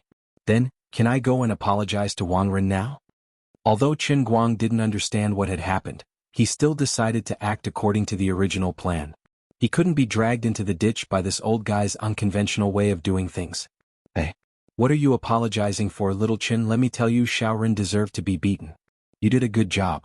It's already a good thing that you didn't kill him. Su Lijing was still smiling. As he spoke, he continued to pat Qin Guang's shoulder intimately. His eyes were extremely ambiguous as if to say, you know, I also know. *CK. Old sir, please show some respect. I was planning to send your son to prison, but your attitude is making it very difficult for me to do that. Qin Guang was really speechless. He clearly came here with the urge to chop someone up. Although the first half of the story was very intense, it was still under his control. Suddenly the style changed. The old man couldn't accept it. How am I going to finish acting cool like this? Moreover, I'm about 40 years younger than you. You keep calling me little Chen and patting me on the shoulder as if you're an equal. I really wonder if you're trying to sugarcoat me. That. Vice Principal Su, I have something here. You can take a look first. I can contact a friend. He's very influential on Weibo and has more than 4 million fans. If you don't take back the punishment that you gave to Teacher Zhua, Senior Hualing and Senior Zhongyu, I'll let him. As Qin Guang spoke, he took out the booklet that he had prepared earlier. Chapter 392. Frankly speaking, Su Lijing's sudden change had indeed caused Qin Guang to be at a loss, so he had taken out the things in advance. Apart from that, he felt that his threats were not imposing at all. It sounded like he wanted to discuss things with him. The moment the words left his mouth, old Master Guang regretted it. This wasn't the effect I wanted. I should have slapped one long article on Wang Ren's face first, then turned around and slapped the other one on Su Lijing's face. You old dog. Look at all the crap your son has done. It is because of your connivance and protection that this sinful bastard poisoned my school, killed my classmates, and forced my teachers to do what they wanted. If you don't take back your orders, I'll definitely fight you to the death and ruin your reputation with this scoundrel of a son. Then I'll ask for sky-high prices and pay back on the spot. Now I've completely lost my imposing manner. But before he could finish speaking, Su Lijing had already snatched the booklet away and started reading with a frown, not giving him a chance to incite his anger. Su Lijing read very quickly. He read 10 lines at a glance, but he could read every word clearly. Deng Xinghua also leaned over to take a look. Su Lijing turned his head and glared at him. Deng Xinghua shrank his neck and hid behind the booklet. Right now, this vice president was also feeling very conflicted. His outlook on life must have suffered quite a big blow. About a few minutes later, Su Lijing finished reading Qin Guang's long article that was stained with blood and tears. Qin Guang stared at him and paused. He felt that he couldn't be fooled by this Maitreya Buddha image. He still had to say what needed to be said. He coughed lightly. Vice President Su, you've read it clearly, right? Everything I've written in this article is true. You know everything that Wang Ren has done in school all these years, right? He thought that Su Lijing would quibble, but this old man paused for a moment and looked at him with a very complicated gaze. I know. Now was the time. This opportunity couldn't be missed. He couldn't be fooled by this old man's sugar-coated bullets. Fire. Su Lijing. Qin Guang suddenly raised his voice and said heavily, "It's because of you, Su Lijing, that this black sheep, Wang Ren, can act like a tyrant in the school. Using the power in his hands, he coerces students, asks for bribes, and often uses the excuse of expulsion to force girls to submit. What's more, his lust was unquenchable. Whenever he saw a beautiful woman, he would be extremely bold. He would either suppress or force them. Once they refused to submit to him, he would make it difficult for them to move forward in school. A dignified university, a place to nurture the pillars of the country, had become Wang Ren's harem. Their learning is corrupted, and their morals are no longer what they used to be. Even the leaders of the academy have become people like Deng Xinghua, who fawns on the rich and powerful and flatters them. As a scholar, you should have taken the responsibility of researching knowledge as your duty, but you planted a son in the school and allowed him to do whatever he wanted. What do you take the school for? Where do you place the 40,000 teachers and students in the school? Do you have any sense of shame on your old face? Are you worthy of the country's trust in you? How could he live up to his reputation as a scholar? How could he live up to his position as the vice principal? In the end, Qin Guang did not bring out the 3 bombshells of Ding Lu, the young nurse, and the student who was beaten into a vegetative state. These 3 matters were the final hammer that he planned to use to send Wang Ren to hell. If he exposed them in advance, Su Lijing would be prepared for it. He did not say it now because he wanted to pretend that he did not know anything in front of Su Lijing to reduce his vigilance. Su Lijing was scolded so harshly that he was momentarily stunned. He looked at Qin Guang in a daze. He thought to himself, how could a prince with such a high status purposely inquire so much about Wang Ren and stand in front of me to scold me? Could it be that the higher-ups were already dissatisfied with this matter, but they thought of the practical things I've done all these years and the contributions I've made, so they didn't want to reprimand me in person, so they simply sent a junior to remind me? Deng Xinghua, who was at the side, did not know what Su Lijing was thinking about. He was completely shocked by Qin Guang's scolding and quickly jumped out. Qin Guang, shut up. How could you be like this to Su? Vice Dean Deng was only halfway through his sentence when Su Lijing turned around and fiercely slapped his face. Deng Xinghua. Wang Ren has become more and more impudent in Jinhuan Academy all these years, and it's all because of your scoundrel friend. You shut up. Get lost. Deng Xinghua was in pain from this slap. He did not understand what was going on, but he felt a chill in his heart when he saw Su Lijing's eyes that looked like he wanted to eat someone. Everything was done by Wang Ren, and I only cleaned up his mess under your suggestion. Why does it sound like I'm the main culprit from your tone? This is not good, right? I can't accept this. But no matter how dissatisfied he was, Deng Xinghua did not dare to say a word of rebuttal. Qin Guang only looked at Su Lijing's performance coldly. He knew that Deng Xinghua's slap was for nothing, and he also knew that Su Lijing might be deliberately shirking responsibility. What kind of joke is this? One Deng Xinghua dared to make Wang Ren so crazy? Is it possible? Aren't you the one he's really relying on, Elder Su? Get lost. Su Lijing shouted at Deng Xinghua again. Deng Xinghua knew that he could not stay here any longer, so he quickly shrank his neck and ran away. When this person was far away, Su Lijing turned around and looked at Qin Guang. I know I was wrong. Qin Guang was at a loss again. This person was too straightforward, wasn't he? I will reflect on this matter, and I will also make Xiao Ren reflect on his mistakes behind closed doors. Thank you, little Qin, for reminding me. Actually, other than the things you wrote on the list, there are other things that I know that you should be clear about. You didn't say it because you didn't want to make things too difficult for me. I understand. As for how Zhuo Jingxi and the others will be dealt with, I will inform them. Anyway, thank you. Su Lijing looked at Qin Guang, his attitude extremely sincere. Reflect? That's it? Qin Guang felt a chill in his heart when he heard this. The things that Su Lijing said he didn't say were probably referring to the misfortune of Ding Lu and the others. 2 lives, a young man's life, and so many staff members of the academy who had been corrupted by Wang Ren's methods of profit or coercion. Students who were supposed to be the pride of the heavens had been ruined by your good son for the rest of their lives. Is that all you have to say is reflect on your mistakes? Is that all you have to do is reflect on your mistakes behind closed doors? Su Lijing, the look of repentance on your face not only doesn't make me happy, but it also makes me especially disappointed. Do you know how many people your son has ruined? I don't approve of only reflecting and reflecting on his mistakes. Shouldn't he receive the punishment he deserves? This kind of person, it wouldn't be too much to feed him a bullet, right? I think that Wang Rin should go to jail, Qin Guang said tentatively. Su Lijing was stunned. He stared at Qin Guang for a long time. That can't be right? Qin Guang suddenly laughed. You really think so?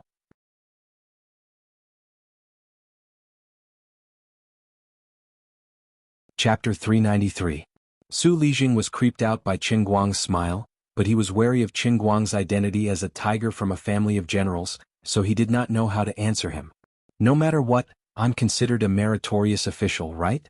It's wrong to indulge the younger generation, but it didn't cause too much damage. Qin Guang suddenly felt that he had nothing to say to this person. Even though Wu Shan was a typical official, at least he still had justice in his heart. Su Lijing, on the other hand, stood at the other extreme. He and Su Lijing had different goals and could not work together. Forget it, I'll just take care of the rest one by one.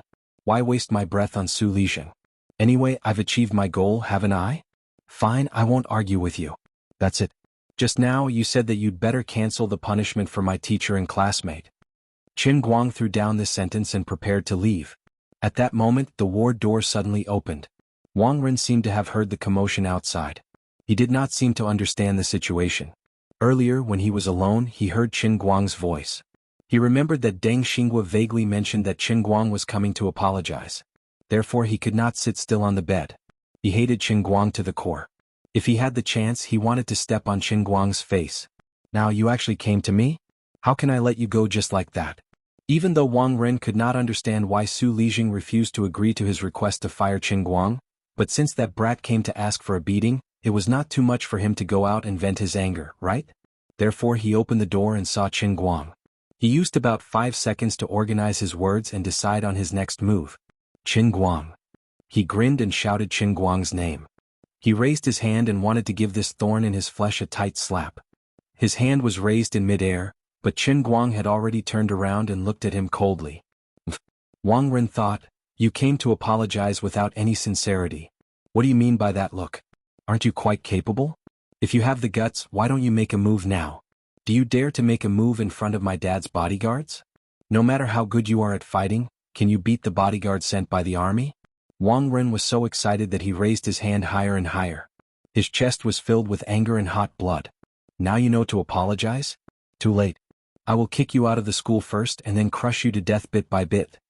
Then he waved his hand, completely not noticing that Su Lijing's face had turned pale, nor did he notice that Qin Guang was staring at him as if he was looking at a dead fish.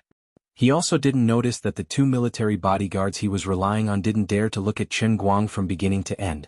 In the end, his hand didn't hit Qin Guang's face. Instead, he felt a dull pain in his chest.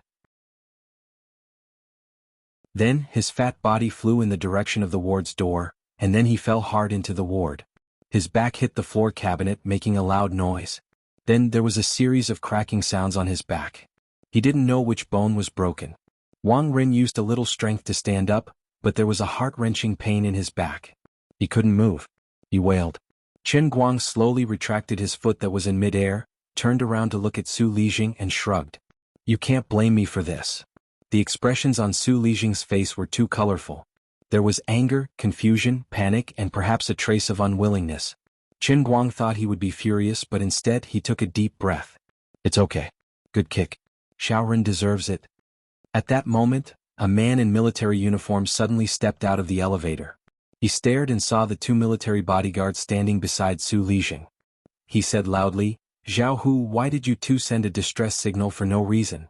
I was busy here and I was the closest to you, so I threw it over. This Zhao Hu was one of Su Lijing's bodyguards. He looked at the newcomer with a bitter face. Captain Xue, it's a misunderstanding. It's a misunderstanding. This person was Xuelin. She knew Su Lijing. She first nodded at him. Greetings, Elder Su. At that moment, Qin Guang turned around. Xuelin turned her head and saw him. Brother Qin Guang? Why are you here? Qin Guang glanced at Xuelin. His mind was a mess. He seemed to have seen this person before, but he couldn't remember his name. Who are you? I'm Xuelin. Did you guys just fight? No wonder Zhao Hu sent a distress signal in a panic. These 2 people are still alive. Thank God. Last time when he exchanged blows with Qin Guang, Xuelin was defeated without any resistance. He admired the strong the most. Now his tone was naturally filled with respect and some joy. Qin Guang impatiently waved his hand and turned to leave. Don't bother me. I'm not in a good mood. It was rare for Xuelin to block Qin Guang. How could she let him go so easily? Brother Qin Guang, wait a minute. I want to learn inner force. Qin Guang suddenly turned his head. His Qilin arm attacked. He punched Xuelin's stomach. This white-faced guy was caught off guard. He was hit by Qin Guang's punch. He covered his stomach and squatted down. How could he keep up with Qin Guang? After punching him again, Qin Guang was in a good mood. He really couldn't stand Su Lijing's attitude of, "We are the superior. My men ride on the heads of the commoners and it's natural for them to do whatever they want. But don't hit a smiling face." Su Lijing suddenly lowered his stance.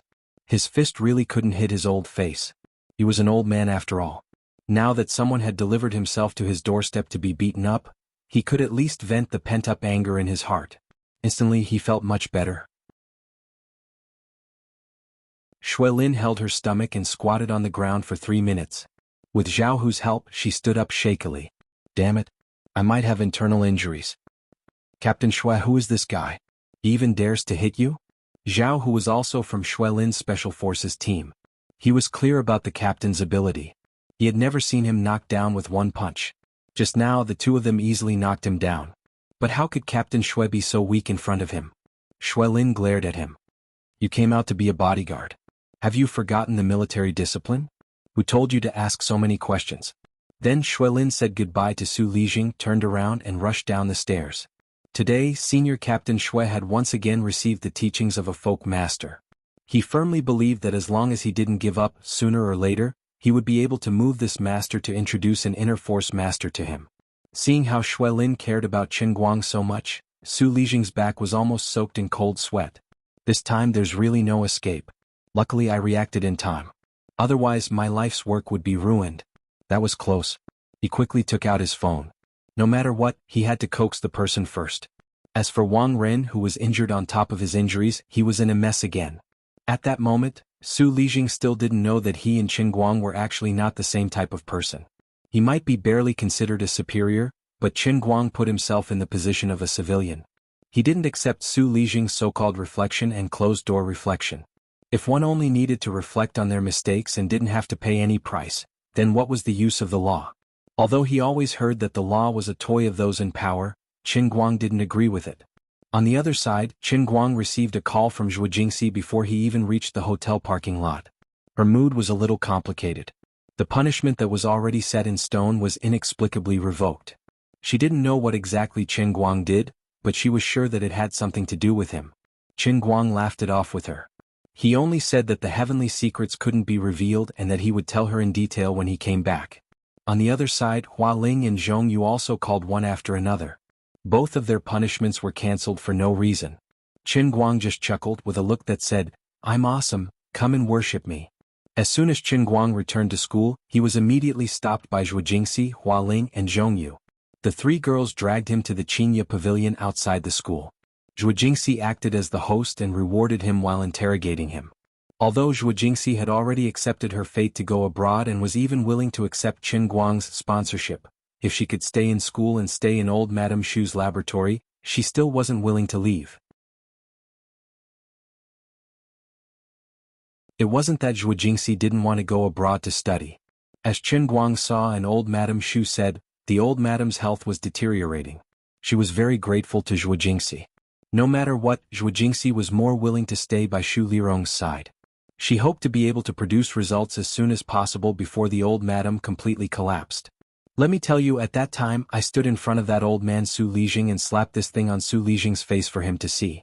After he saw it, he was ashamed and embarrassed. I said that he didn't dare to say anything. I called him an old thief and said that he had no sense of shame. He didn't even dare to fart on his face. He nodded his head like a chicken pecking at rice and said that he would immediately withdraw the punishment. Not even 5 minutes after I turned around and left, your calls came one after another.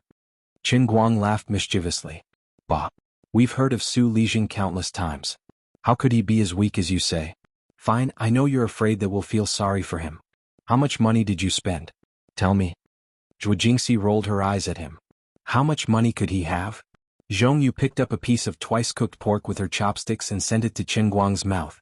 Come, open your mouth. Ah, did you see Hua Ling's car when she moved over? Zhuo Jingxi was puzzled. A Passat? What's so great about it? Zhongyu didn't understand. Zhuo Jingxi turned to look at Qin Guang. This is quite different from the Qin Guang I know. Qin Guang chewed on the twice-cooked pork that Zhongyu fed him. He pouted and said, I explained to them that it was a phaeton, but they didn't believe me. Are you bullying me because I don't understand English? It's written so clearly that it's a Passat. Zhongyu insisted. Zhuo Jingxi finally understood that this kid was trapped in his own trap. She could only laugh happily. She thought of the day when this kid was buying a car. He stared at the seller as if he wanted to eat her alive and asked the 4S shop to change the logo. Now he's stupid.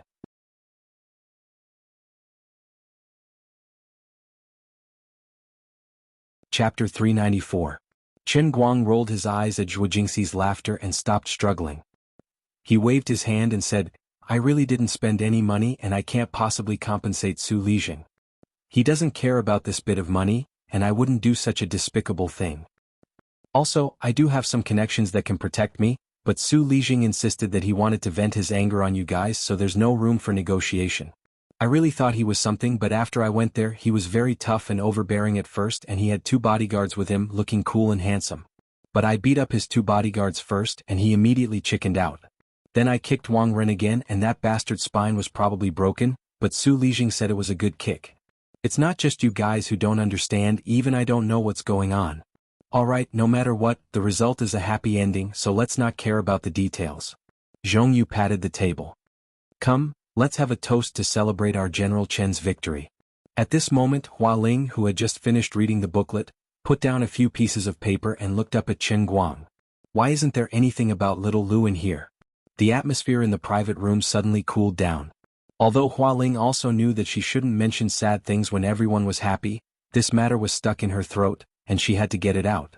Qin Guang first looked at everyone, then suddenly downed a large glass of wine. I didn't mention it now because I can't let Su Lijing be on guard, but this matter isn't over yet. Senior Hua Ling, when you all settle down, we'll go to Senior Ding Lu's hometown. This was another night of drinking with the 3 women, and Qin Guang was very tired. He divided them into 3 batches before he finally carried them all back to Zhuo Jingxi's house. Fortunately it wasn't very far. But it wasn't completely without benefits. Towards Hua Ling and Zhongyu of course he wouldn't act recklessly. But as for Zhuo Jingxi he wasn't so polite. Anyway, he had already taken advantage of her. He worked hard as a porter, so shouldn't he get some benefits? Unfortunately, Hua Ling was now living in Zhuo Jingxi's house and occupying the living room. Even if he had the heart to kill the thief, he was powerless to do anything about it. All he could do was casually take advantage of her and return home with his tail between his legs. In fact, sometimes Qin Guang looked down on himself. Why can't I control my hands? To think that he trusted him so much that he could get drunk in front of him without the slightest bit of vigilance. Weren't you testing the old man's character? I'm not kidding. I can't stand the test. The next morning Zhuo Jingxi and the other 2 returned to the school's laboratory. Old Madame Xu had personally called to invite them. Luo Jin had arrived early. He didn't know what had happened. Inexplicably, the demerit punishment on his head was gone. He was also at a loss. When he received a call from Zhuo Jingxi informing him to come to the laboratory, he was even more confused. Teacher Zhuo, what's going on? Luo Jin was puzzled. The 3 girls looked at each other in unison. It was the straightforward Zhongyu who said, It's nothing. Senior brother Luo, just treat it as a dream. After saying that, the 3 girls went back to their own work. Because of Su Lijing, the experiment had been stopped for 2 days. There was a lot of backlog of work and they were indeed very busy. Of course, it wasn't that they were so busy that they didn't have time to say a word. It was just that the 3 of them really didn't want to talk to Luo Jin. With Qin Guang as a mirror, there was no need to say much about Luo Jin's character. Luo Jin suddenly felt that he was no longer a person in this laboratory. He was not wrong. When the next semester started, Zhuo Jingxi really planned to change to another graduate student. In any case, there were already 3 girls in the laboratory, so she might as well change all of them to a female army. As for Qin Guang, he went to a tea house near Vice Principal Han's residential area. After sitting and waiting for a while, Guoming and Old Man Han arrived one after another. Guoming's eyes were filled with excitement. Are you ready to move? I can do it any time. Old Man Han also suppressed his excitement. I have been secretly asking around in the academy for the past few days. Many people are starting to get restless. I don't know what happened, but I heard that Deng Xinghua had offended Su Lijing. Yesterday, Old Tong and Principal Ku had an appointment for a long time. I guess this matter has something to do with Su Lijing. Also, why did Su Lijing suddenly revoke the punishment given to Xiao Zhua and the others? What else have you been doing these few days? Qin Guang looked at the two extremely excited people. After thinking for a while, he still couldn't hide it from them. So he told them the truth about Wu Tong being sent away. As for the rest, he didn't need to explain it too clearly. It was as if a bucket of cold water had been poured over their heads. Maybe the two of you have misunderstood. The Martial Arts Bureau wanted to do this with me and let Wang Ren receive the punishment he deserved. However, the Martial Arts Bureau didn't seem to support it and sent her away. But no matter what, I have made up my mind to do this. As for the two of you, I understand your difficulties. I can't be too selfish and only care about myself. I can't be too selfish and think about dragging you into this. Unknowingly, Qin Guang, a third-year student, didn't behave like a student in front of Old Man Han, a deputy dean, and Guoming, a former director, and now an executive of a listed company. Instead, he behaved like a peer. When the two heard this, they were silent for a long time. They looked at Qin Guang with some pain, as if they were thanking him for being honest with them. However, they also seemed to be regretting that they might have missed another good opportunity to take down Wang Ren and Su Lijing. Since they had already said this much, there was no point for Qin Guang to continue staying here. So he didn't stay any longer and got up to leave. Not long after he left the tea house, Wu Shan called again. Xiaoqin, what did you say to Su Lijing? Today, after my meeting, he came to the entrance of the courtyard to invite me for tea. His words were strange. On the other end of the line, Wu Shan was extremely puzzled. He keeps saying that I'm not honest and that I'm guarding a mountain of gold and silver. I'm really confused by him. Have you guys settled the matter? More or less, half of it has been settled. Qin Guang didn't quite understand what had happened either. Haven't the punishments been revoked? What else do you want? Wu Shan's tone was somewhat dissatisfied. He wanted to use his words to lecture Qin Guang again, but even Wu Tong wouldn't listen to him. Qin Guang was at most his junior, so it was even more impossible for him to listen to him. However, because Qin Guang wasn't that close to him, he couldn't contradict him like Wu Tong did. He only took a deep breath. Uncle Wu, it's not that I want anything else, it's that justice needs to be done. Listen to me tell you 3 things. If you still insist that I should stop after listening, then I'll listen to you. Since your sister Wu Tong's father, I'll listen to you. After organizing his words in his mind, Qin Guang told Wu Shan about the 3 important things. They were about Ding Lu, the nurse, and the boy who was beaten into a vegetative state. As for the others, whether it was corrupting teachers and students, embezzling public funds, or even using his authority to steal meat from students, or using underhanded means to expel Guoming from the academy, they were all minor details. Wang Ren's actions were only unforgivable. Uncle Wu, everything I said is the truth. If there's even one thing that isn't true, I won't pursue it. Of course, from my personal standpoint, I'm just meddling in other people's business. But since I know about it, I can't just ignore it. To be honest, this kind of thing should be handled by someone with your position. However, I understand your difficulties, so I won't ask for your help. I only ask that you don't stop me. As Qin Guang spoke, he tightly grasped the heavenly Holy Grail in his hand. He was waiting for Wu Shan's answer. He really didn't want to be a saint, but Wang Ren appeared in front of him again and again. It was as if something was testing his character. He couldn't help but ask in his heart, Lu Li, are you testing my sense of justice? Is it true that only people with a righteous heart are qualified to become the owner of the heavenly Holy Grail? Don't think like that. The heavenly Holy Grail isn't that great. Unexpectedly, just as this thought came to his mind, Wu Shan was still silent, but Lu Li was now complaining in his heart. *CK. Can you give me some hints before you come out next time? Can you not scare me? Just like when you receive a message? It's not impossible. I can't be bothered. Fine, I'm afraid that you'll be stubborn. I just want to tell you to do whatever you want to do. Don't use me and the Holy Grail as a cover. Of course, things like temperament were indeed important, but he had only seen the spirit of heaven now. How was this relevant? There was still a difference of 108,000 miles. In short, the way you conduct yourself now can be summed up in one word. Just be a coward. Coward? Follow your heart. Follow your heart. In any case, do whatever you want to do. Don't leave any regrets in your heart. Let me put it this way. People who are always afraid of the slightest thing will sooner or later die on the path of the 3,000 worlds. Lu Li said very casually. Can you not talk about something as terrifying as death like it's a cabbage? Tell me secretly how many redeemers have died before me. Lu Li chuckled. Not a single one. Because you're the first. Just like what you guys always say when you do experiments, you're a lab rat. You're the first user of one of the 10 great artifacts of the Endless God Realm, the Heavenly Holy Grail. Isn't it very cool to think of it this way? Very proud? Frankly speaking, after you've passed the 3,000 worlds, other than saving me, what else will happen? I'm also very confused. Are you happy? Do you like this feeling of surprise when life is full of uncertainty? F***ck your sister. Chen Guang realized that ever since he boarded this pirate ship, his life had already collapsed by half. Now that he knew that he was a lab rat, it was equivalent to collapsing by another 25%. I really do have a good sister. But she's a dear. Are you really interested? Let this lady introduce you to her? Lu Li chuckled. I'm not interested in big-breasted girls. You've been so mysterious lately. What exactly have you been busy with? I'm a little flustered. Chen Guang recalled Lu Li's busy look when the pencil statue was erected. If she didn't say something, he really couldn't feel at ease. I've already said that I have a big plan, don't worry about it. Anyway, you won't die for a while. F***ck. What do you mean won't die for a while? Don't be like this. You always have to make big news. This big brother is very tired of being a redeemer, okay? I can't be bothered with you, dog-biting Lu Dongbin. You don't know how to appreciate my kindness. Lu Li had always been impatient when talking to Chen Guang. She ran away after a few sentences, causing Chen Guang to grit his teeth in hatred, but there was nothing he could do. On the other side, Wu Shan finally made a decision.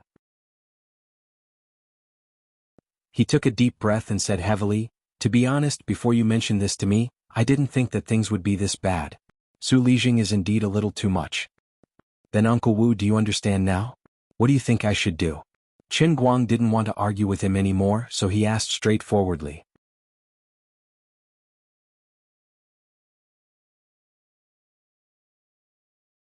Chapter 395. Wu Shan pondered for a few seconds.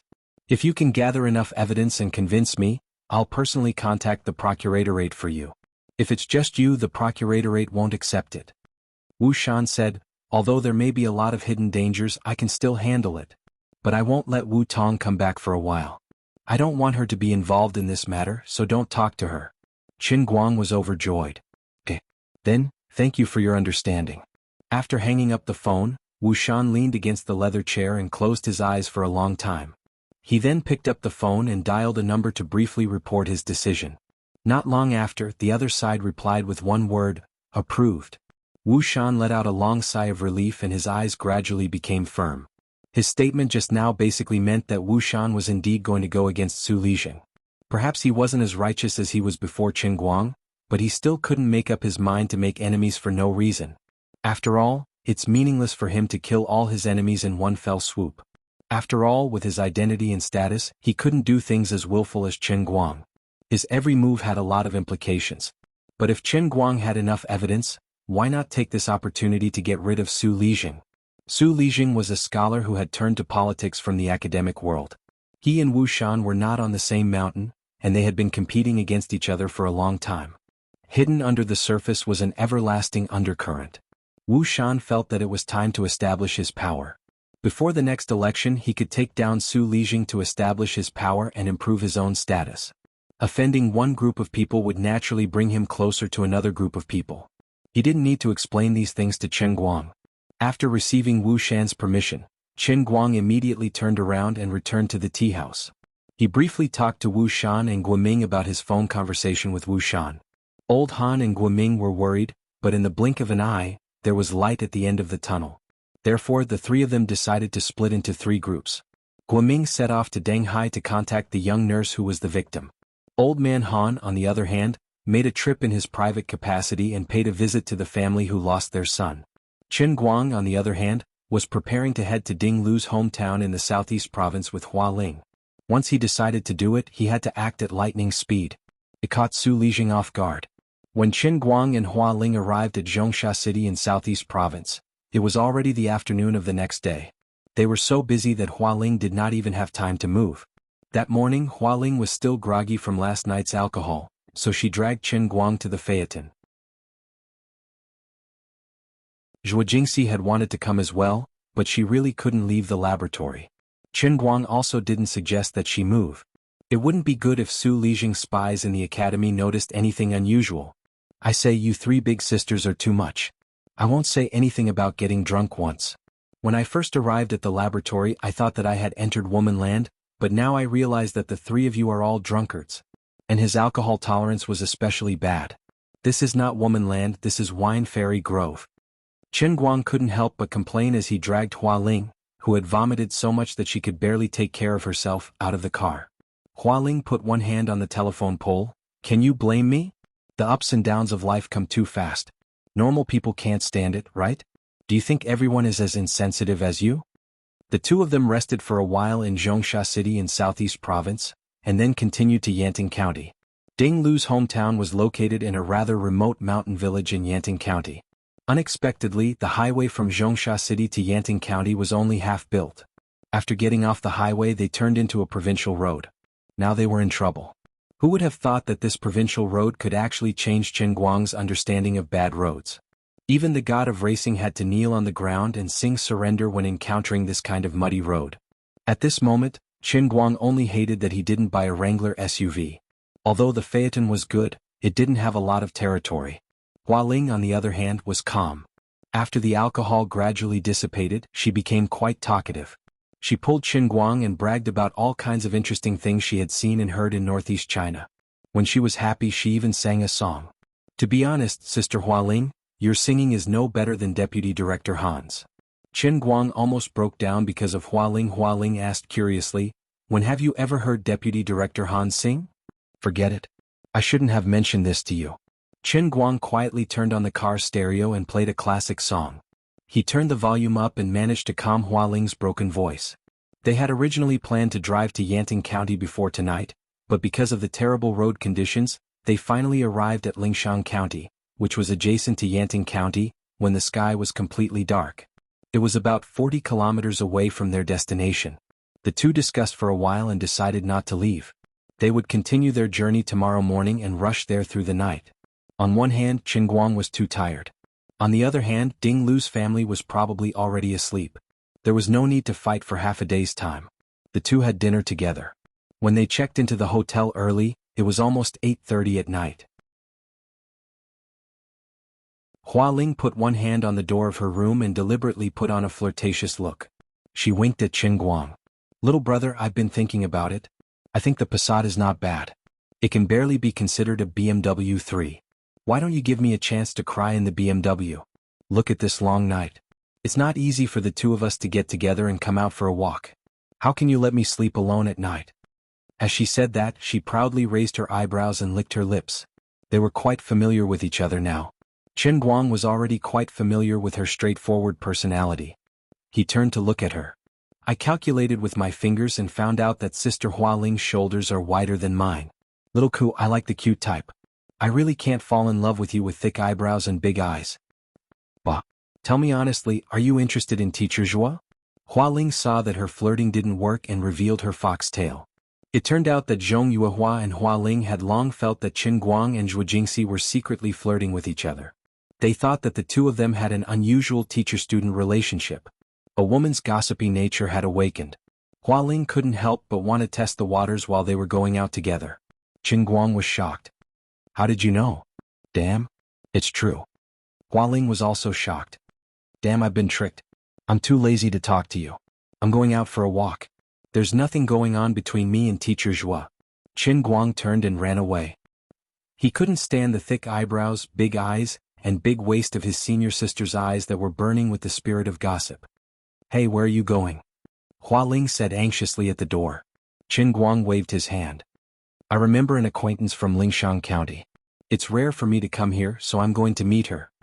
He really wasn't looking for an excuse. Fan Lingshan's family lived in Lingshan County. After confirming that he couldn't reach Yanting County tonight, he made up his mind to visit that family while he was here. Ever since the kidney transplant surgery, he hadn't contacted Fan Lingshan's family for more than a month. He didn't know how the aunt who donated the kidney was doing. He couldn't say that he didn't know how to be grateful after giving money to others. Money was just a worldly possession, and it couldn't compare to 1/10,000th of the kindness of a kidney donation. When the call went through, Fan Lingshan's voice on the other end sounded like she was crying. The fruit supplement bag that Qingguang was holding fell to the ground with a thud. That ant had just passed away. You're tuning in to the Dreamy Chapters YouTube channel. We're so grateful for your support, and don't forget to subscribe to join us on this incredible journey through captivating stories. Your generosity through donations truly makes a world of difference, as it's the primary source of revenue that allows me to expand and enhance this channel for you. Thank you from the bottom of my heart for being a part of this adventure.